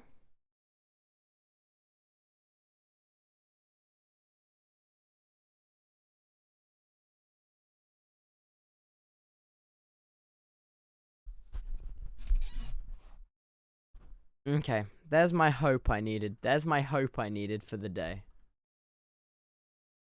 That's our dose of hope that everything might, maybe, probably won't be okay. That's all we needed.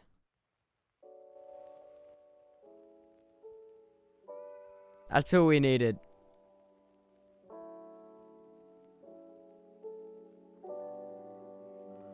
Play Lemio's playing video. I've already seen it. Is that about DB Cooper? Because I definitely have already seen it. Every time I fall asleep, my body's aching, my head is hurting, my tummy's turning. My heart is racing, filled with ambition, I feel it burning. I want it back, got a plan, it's just kinda hard to word, it's all I need. That's not why you're using heroes right now. I'm getting tired of all the same shit. I wanna see my family, wanna see my friends. I've been That's slept fine. on like my name says, and I'm pretty far from being famous, but I sure as hell ain't nameless. I just take aim, I ain't aimless, and I let it fly like a spaceship and just see you where that goes. You can never be certain, but I know that it's worth the burden. Some things got me hurting, I can't see, but I know that it's fine, cause it's all that I need. All I need. Art stream not right now. I have my pen.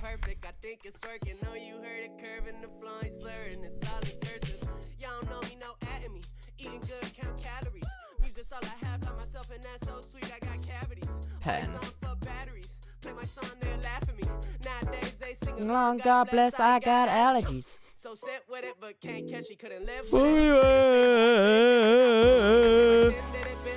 Yep, you understood everything I just said, because you did. And if you didn't, you're wrong. Hello, 2 Point Hospital. I see. That is obviously an accurate representation of the medical industry. I yawned, damn it, Tubbo, sorry.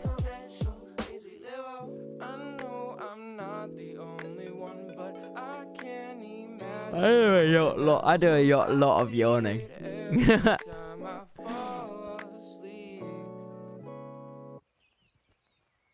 Tubbo, playlist making stream? Playlist making stream.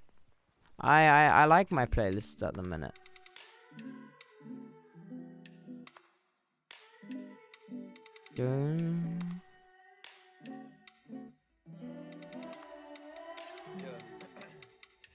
Another day inside my head. Should probably go and do something instead. But what's the point when you're so far away? I'm crippled by the things I want to say. Oh, oh, oh, oh, oh, oh, oh, oh, oh. I love you and there's no way you can know. Oh, oh, oh, oh, oh, oh, oh, oh. What I'm trying to convey. Wait, what happened to pause? Why is pause champ so weird on the ult? What the hell? Why can't we just have the same emotes as the main?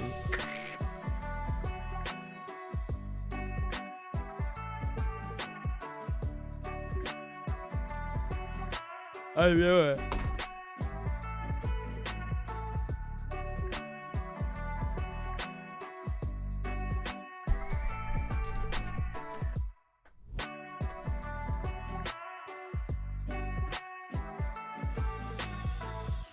Another week spent inside these walls, waiting patiently Subnautica? for Maybe. you to call. Townscape. I'm just thinking. The phone may never ring. Or maybe you'll just hear me when I sing. Hey. Oh, oh, oh, oh, oh, oh, oh, oh, oh. I love you and there's no way you can know. Jack Manifold is confusing me in our DMs. What I'm trying to convey. Oh, oh, oh, oh, oh, oh, oh, oh, oh. I love you and there's no way you can know. Oh, oh, oh, oh, oh, oh, oh, oh. You're the one that got away.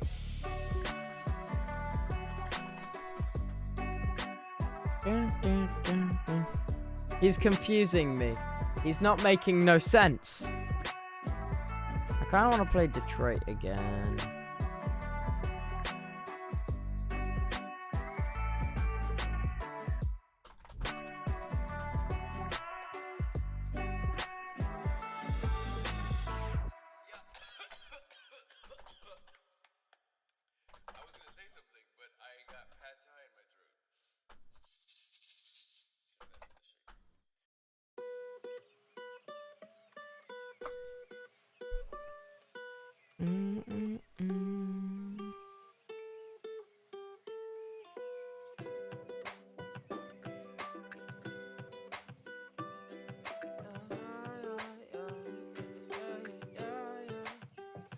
Valorant? Oh god.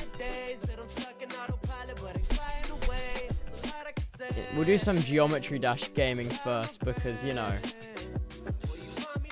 we love Geometry Dash.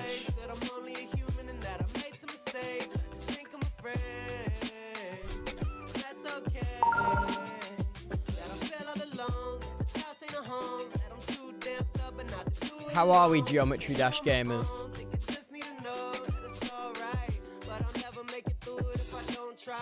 Say what they don't think that I really got it. I don't either. I'm just being myself all the way up. Stay down to earth. Don't let them get you out it. Don't let them get you out it. No, don't let them get you out it. Ain't no thing gonna take to me. I got shit that my nigga hit on me. I may not be the greatest me, say la vie, but I ain't so down to mistake these keys like BB point A to B. Nah, you ain't chasing me. Yeah, where am I taking me? It's very weird playing this game to different music other than the Geometry Dash music. To myself that this is who I gotta be. And I've been driving on my own to find a right. This game hits different with Kai Dreams in the background.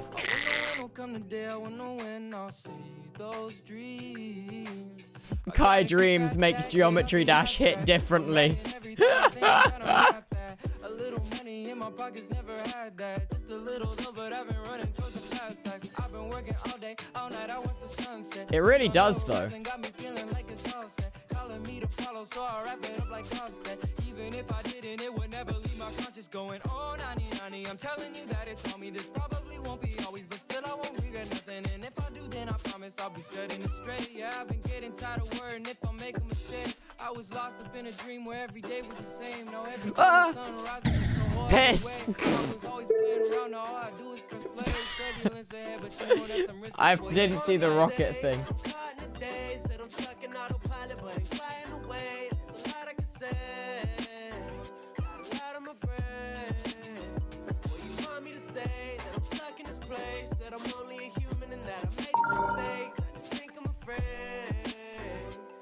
I'm trying not to yawn. I don't know why I'm doing so much yawning today.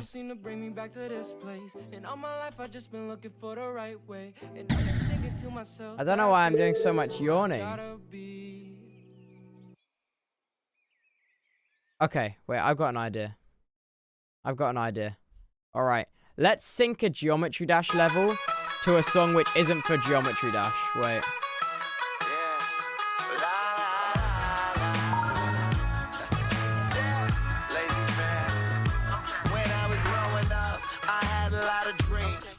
Told me, son, you could be anything, long as you spread your wings. I know one day you'll be great. Just wait, soon you'll aim up at the sky, and I'll watch it float away. But now that I am older, I'll admit that I am over all the stress and shit that comes from molding life upon your shoulders. It's a chore. I'm sick of being bored. I'm sick of always stressing. I'm focused. I'm laser focused. It's just my own immaturity burning through me internally. Take imagination and making it a reality. So pause, yo, fuck it, I'll be right back. Pay a visit to the past, tell them all to kiss my ass for a second. I don't wanna worry about nothing for a while. I just wanna play around, living like a child with old tools, jamming on my Walkman. Geometry Dash is such a dumb game. Yo, it fits though. That was on beat. I know. That's why I like Geometry Dash so much.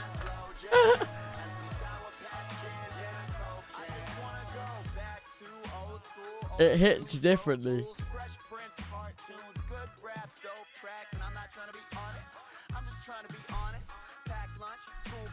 First time I play Sonic.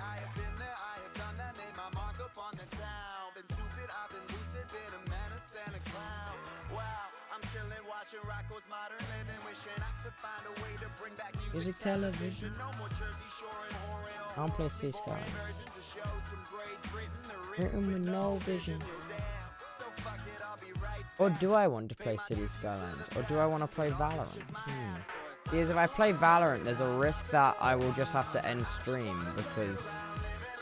because it might mess up my mouse. Like, it might mess it up.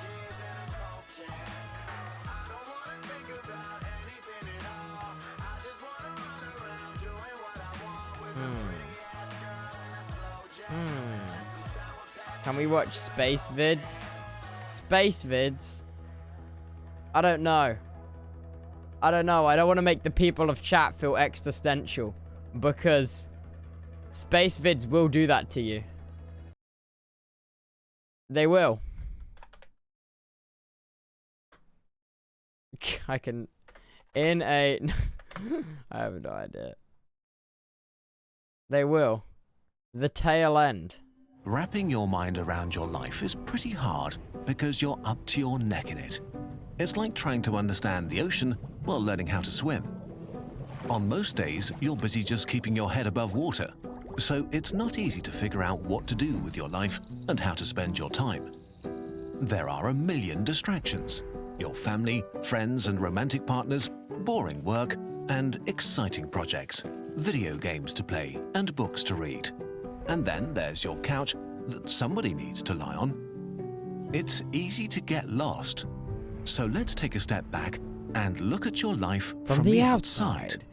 Damn it, you know it's bad when you can remember the fucking... Oh, God.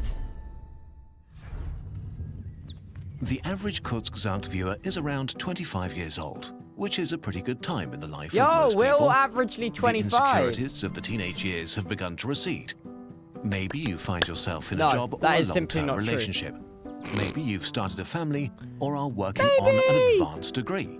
Maybe you're not doing any of that and still want to enjoy life, whatever that means to you. Or maybe you feel stuck and don't know where to go yet. What do I do? 1 in 20 Tell people me in a watching this nutshell. video will get What to do live I to do? 100. Maybe Let's it's me. assume you are Maybe one of the I'll lucky need ones, to. which means Maybe you have I'll a get total to of live to 100. 5,200 weeks of life at your disposal. That's when so you were much born. life to have. You spent the first 600 weeks of your life being a kid and 400 Oh my being God. a teenager. During this time, Wait, you were they pretty useless just for skip- society. What do you but also mean I'm not very useless free for to make society? Take that back immediately. What? You're telling me I'm useless for society? I don't believe this. your own decisions. As a payoff, you were somewhat spared from the consequences and responsibilities I'll have of you know, adulthood. I was not spared Mostly from the because well-meaning adults consequences of protected you by adulthood. cleaning up your mess The and giving you time to HMRC are find after me, yourself. chat. This time is necessary to make you, at least in theory, a functioning human. Although most people probably don't feel like that after puberty. In any case, by the time you're 20, over 1,000 of your 5,200 weeks have passed. Depending on what you aspire to, at this point you're either working already or have entered further I'm working. education. The amount of I'm fun you working can have already, in this phase guys. of your life varies a lot. If you pick up a trade or need to work to support I'm yourself or others, working. the serious side of life begins earlier. If you go What to can I university, say? you get to push back work life a bit longer. In any case, I didn't most go to people start university working for real in their because 20s I don't at want the debt. latest, which What begins can the I say? productive or potentially grindy or soul-crushing period of your life. People tend to work until the age of 65. I will be streaming means till that the you'll spend age at of least 65. You heard it here first. I will spend around at least 2,000 weeks of my 2,000 weeks of your life with serious adult work. Hopefully Serious in a job adult that makes work. you feel good and appreciated, or that makes the world I'm better. doing serious adult This work. is such an important thing that we'll look at work and how you Oh can try my to find God. a satisfying career in another video. I think I found a satisfying This career. is the main. Have I found a satisfying career? I don't even need the next video. I think I found a satisfying career. Guys, thank you for being my satisfying career. Main block of life for most people, the time when you might have kids and travel a bit, and climb the career ladder, and build a house, may Yeah. get divorced and fall I in might love get again. divorced, In this phase, no. you transition from being young to middle-aged to old. Not old, but the young old of your 60s. Young old. At 65, you've used up 3,400 Oh of your my 5,200 God. weeks. The last phase of your life begins. I'm gonna get divorced. If you've managed to acquire enough wealth to retire, in theory, you're now free to do whatever you like. Oh my for God, up I to can retire? 1,800 weeks. But of course, this is not how Yo! Boys, I think I'm going to retire. Thanks for watching the stream. I really... it works for the majority of you watching this video. 19 out of 20 people will not live to 100.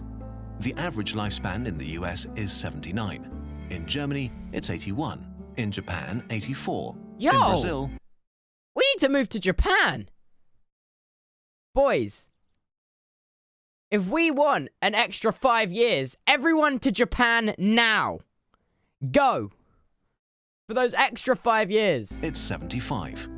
If you die at age 80, which is still not bad, you only have 780 weeks of freedom after you retire. That's roughly as many weeks of freedom as an old person as you spend as a child. The last phase. Unfortunately, disease and the tiredness of age trip you up here. Oh, because no. with old age, the human body Crusty begins to decline bones. sharply. For example, the vast majority of cancer-related deaths occur in people over 70. If you bet all your fun cards on being free and happy in your retirement, you might be bitterly disappointed. And all Chat, of we this might be is still bitterly assuming things work out and you even get to grow old. You can drown in a pool at age 7, get cancer.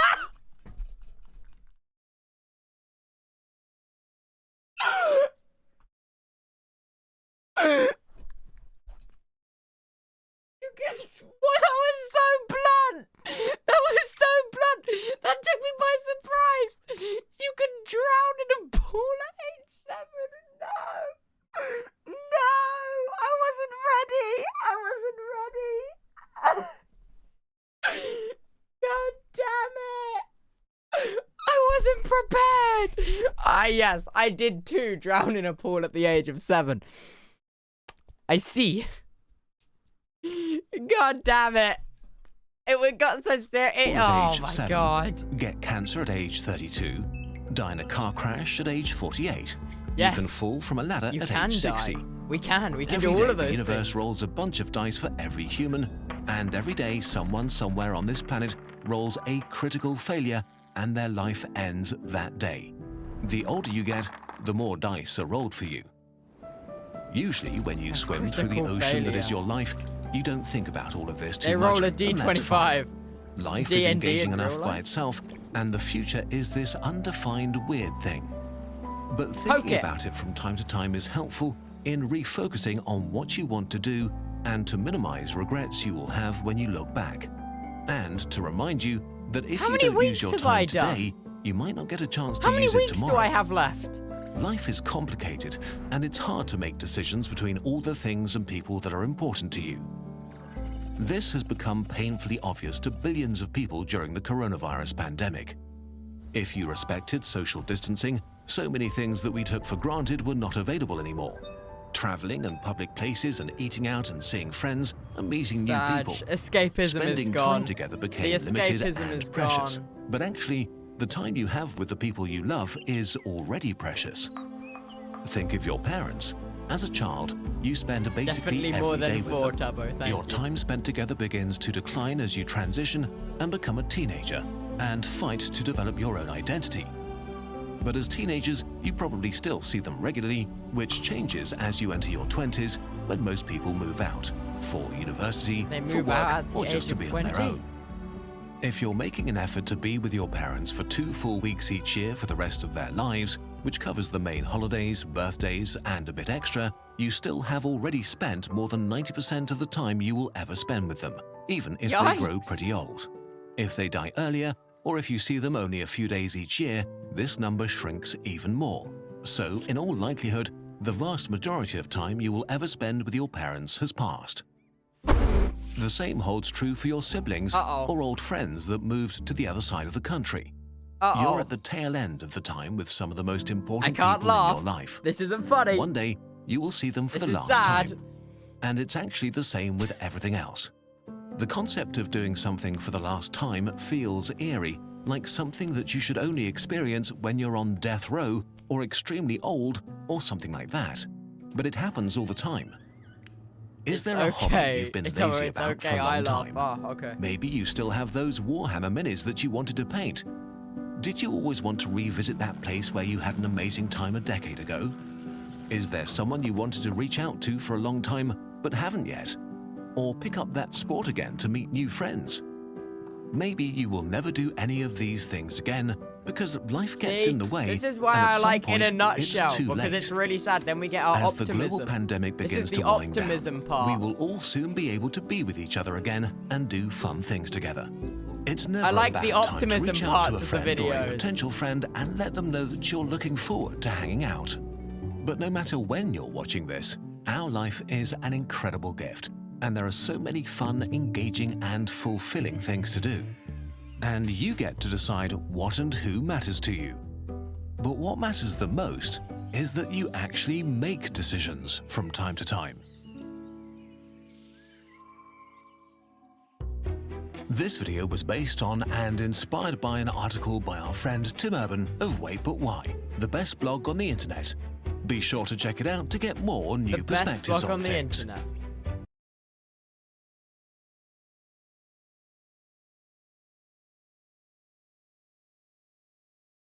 Loneliness.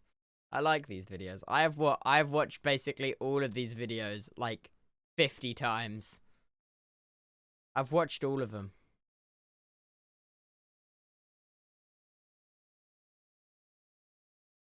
I want nuclear energy. Nuclear energy is cool. Well, because they split the atoms.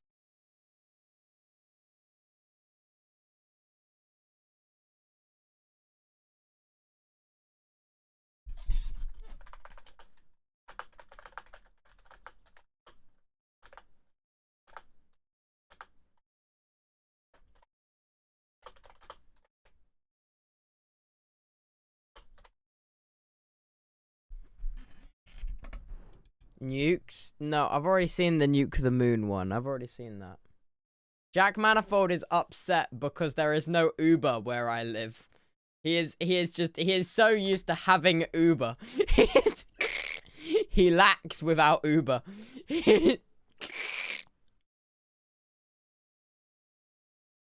What's the taxi company called? How would I know? How would I know?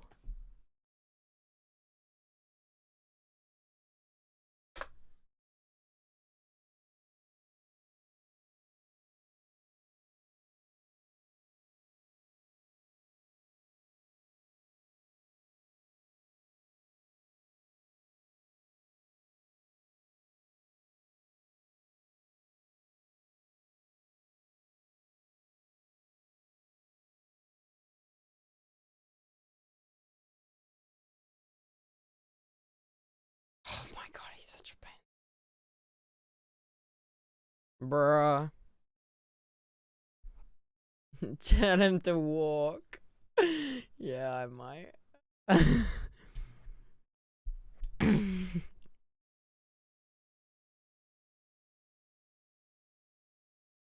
We're back to scrolling through YouTube. Guess the price? Oh, Fundy's made a game show, has he? The Fundy Game Show. Ladies and gentlemen, welcome to Guess the Price. Why is it just not called The Price is Right? Game show where I show horribly weird items to the contestants and they have to guess what the item is worth. In this episode, we have Sapnap, Technoblade, Quackity, and George Not Why not just call it The Price? Surely nothing went wrong, right?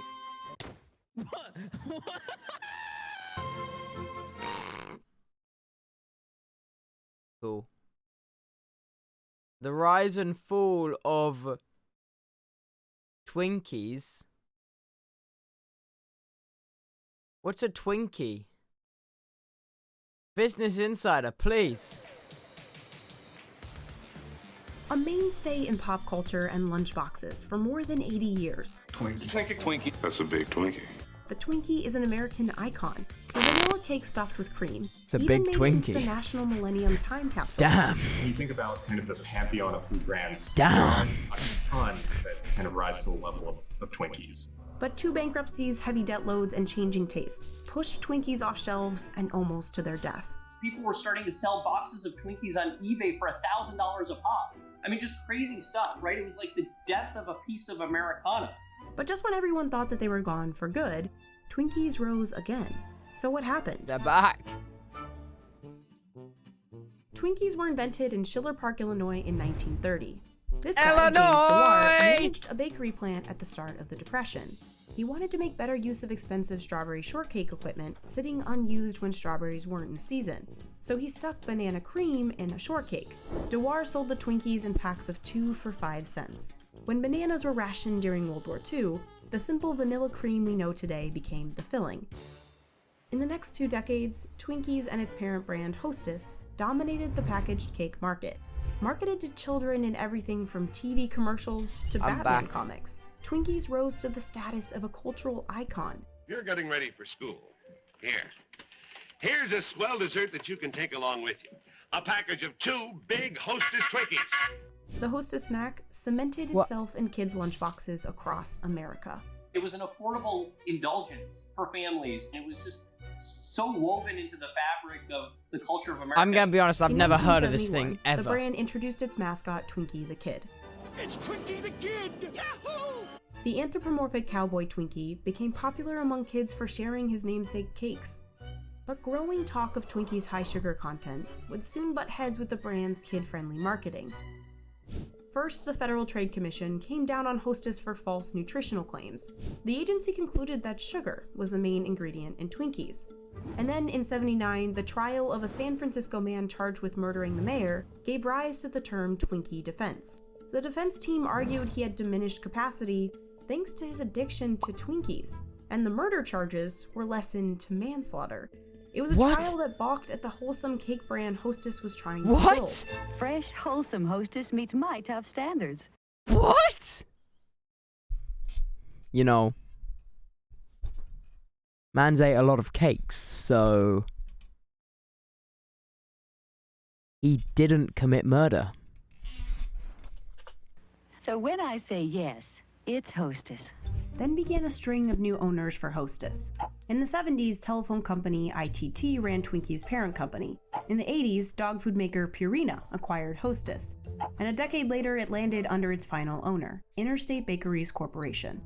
The sale created the largest baking company in the US. America. With, at its peak, 58 factories, over 10,000 delivery routes, a boost in Twinkie sales, and $3.2 billion in total sales. But in the late 90s, America's changing tastes would soon spell trouble for the sugar-packed Twinkies. The fool. No. With the growing popularity of low-carb, Atkins, and later the South Beach diets, some Americans were becoming more health-conscious. Loaded with calories, sugar, and preservatives most people hadn't heard of, let alone could pronounce, Twinkies became a casualty of the health revolution. Sales fell and then flattened. In October of '98, because of missed earnings, shares dropped 25% in just one day. But it wasn't just the product that was the problem. Pensions and raw goods got too costly. As other food companies were modernizing manufacturing, Hostess ran inefficient factories, operating at 54% capacity utilization. That's very poor in the manufacturing world. The company also relied on a tired delivery system. A DSD model, direct store delivery model, has really high costs because you've got trucks, drivers, gas, insurance that you have to pay for. And you're going to every store in America every few days to drop off product. Delivery alone ate up 36% of revenue. An important way to capture this moment in time would be by filling a national time capsule. In 1999, President Bill Clinton included a Twinkie in the National Millennium Time Capsule, so Twinkies still had a huge fan base. But by then, the damage to Hostess's bottom line had been done. By 2004, with $700 billion in debt, Twinkie's parent company, Interstate, filed for Chapter 11 bankruptcy. Over the next 5 years, Interstate cut 7,000 employees and shut down 8 factories. The company came out of bankruptcy in 2009 and rebranded itself Hostess Brands. But it didn't work. But unfortunately, many of the legacy problems that really hampered the company didn't get solved through that bankruptcy. Then the recession took a huge hit on Hostess's bottom line, with year-over-year sales down 20%. To make matters worse, a worker strike and labor disputes soon followed. That fight turned into production stopping, and the management team then threatened to shut the company down, given pressure from its creditors. And that's exactly what happened. By January 2012, with nearly $1 billion in debt, Hostess Brands filed for Chapter 11 bankruptcy again. The company that makes Twinkies, Wonder Bread, and Ding Dongs announced this morning that it is going out of business. In November, Twinkies were pulled from shelves, and headlines across the country reported the death of Twinkies. Customers started, honestly losing their minds over it. People who would have never cared about the Twinkies, in fact, suddenly wanted them, right? Or thought, oh my God, well, if they're going away forever, I need to stock up. The rush was on to grab the last of those tasty treats. People scrambled to get the last Twinkies off those store shelves. It was like the death of Why a do piece they of all- Americana. In December 2012, Hostess began laying off all its employees. Why is that news? Things were looking bad for Hostess. But Why this is guy that news? still saw value in the nostalgia attached to the brand. There was a real brand here, and it's hard to kill a good brand. Andy is half of the duo credited with saving the Twinkies. If you poll people age 20 and over, there's 95% brand awareness. I mean, it's unbelievable. No, it's that's not. Every day Never that heard you of buy it. a brand like this that's ubiquitous in consumers' mind and has leading market share, had $1 billion in revenues, and an 80-year legacy. After the second bankruptcy, Andy approached legendary investor Dean Metropolis about joining him in rescuing Hostess. Dean had turned around Bumblebee Tuna, Chef Boyardee, Vlasic Pickles, Half Blue Ribbon. Dean's reputation historically really fit well for this. But unlike the first Hostess bankruptcy, You're in not 2012, 20 or there American. was no coming out Oh, of it with a my simple bad. restructure. That bankruptcy process was unique because it turned into a true liquidation and what's known as a 363 asset sale process. Basically, what was left of Hostess was sold for parts.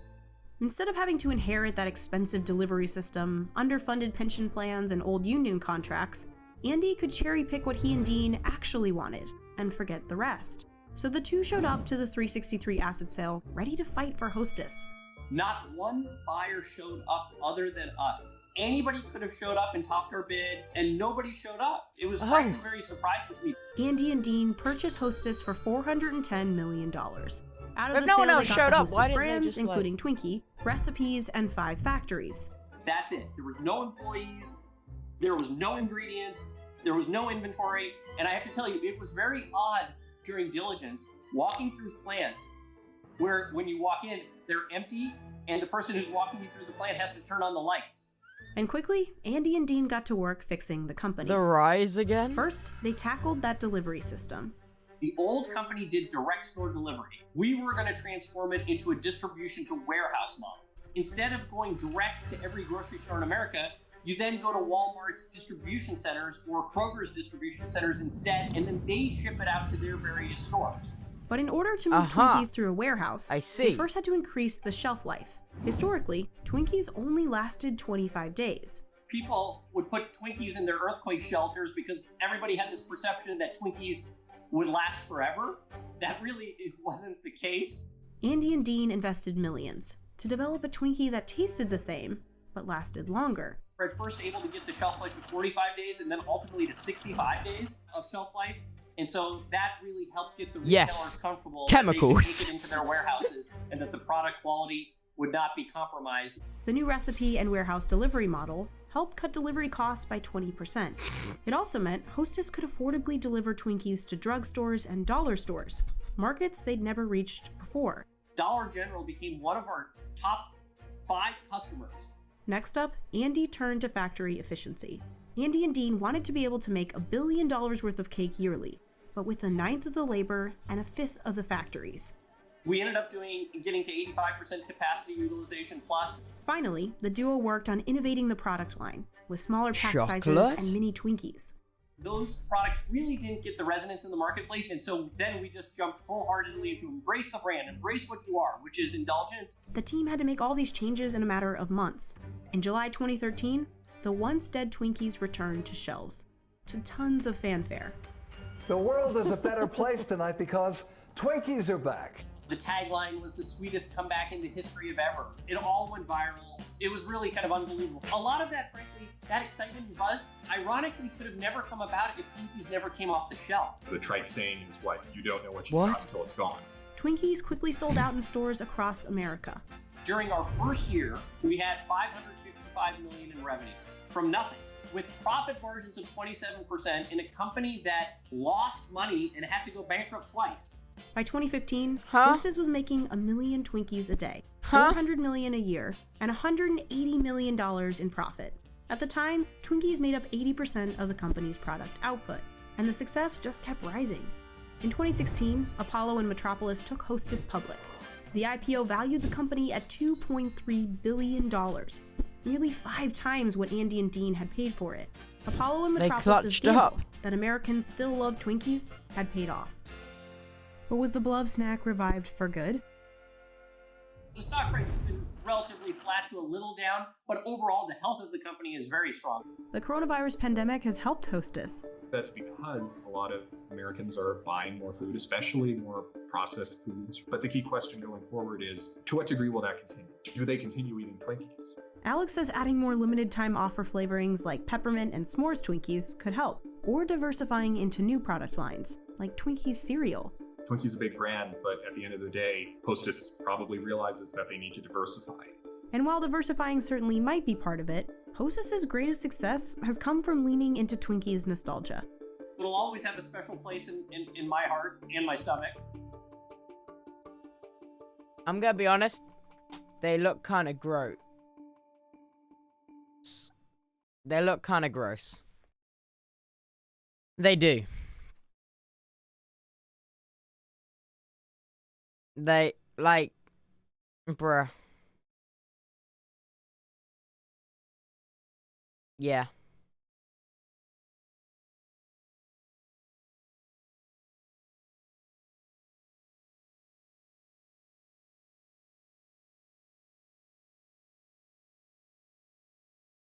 They are bad. Oh. Trust me, they taste good. I don't trust any of you. You're all telling me different things. I've never had one. More Marble Olympics. One of the benefits of qualifying early for the Marble Olympics is you get a little bit more practice. The same can be said if you are the host of the event, in this case the Oceanics, who right there meeting Queen Marina with the flower in the back. Coach Tide, mascot Alvin, even our reporter Ricochet in there. As we get ready for these 4 teams to take their shot at the funnels. We saw this in the qualifier already. Now these teams going to get a shot at it themselves.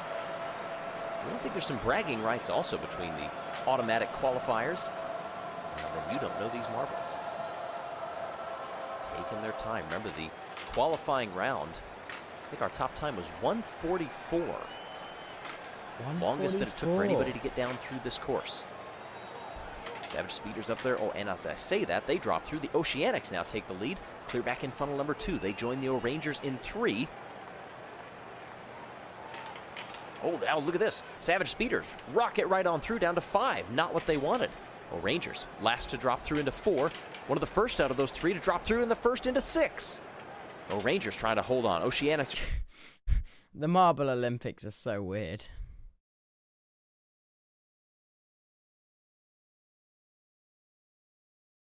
It's so weird. So perfect, though.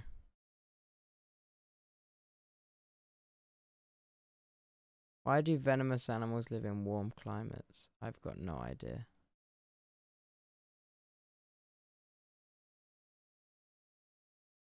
Go back. Who wins, though? Nope. Oh, Steam crashed. Oh, and Spotify's crashed. Well. Nah.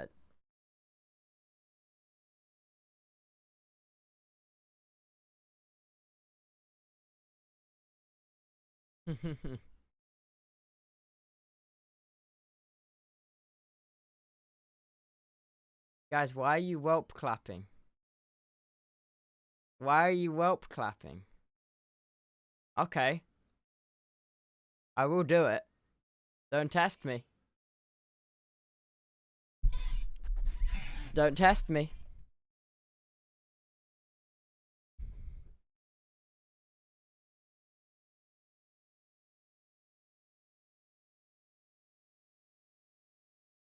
Do it. Well, that'll be the stream for today. Who's live? Who can I raid?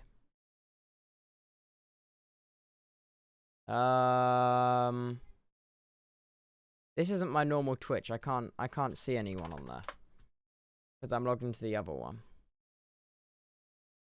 Who? Oh, it's me. Let's raid Freddy because Freddy. Because, you know, Freddy.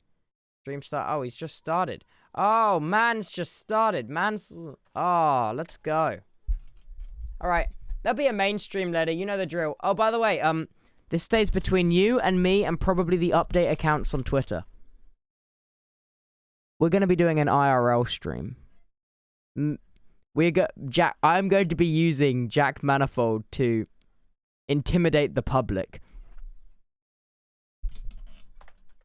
So, I hope you've all enjoyed the stream. That's the wrong account. Alright. Right, I'm sending the raid to Freddy now. It's charging up. I'm really sunburnt. I'm never going outside ever again, dude. I'm really sunburnt. Like, look at my face. But yeah, okay. Bye. Ta-ta for now. Ta-ta for now. Ta-ta for now. Bye.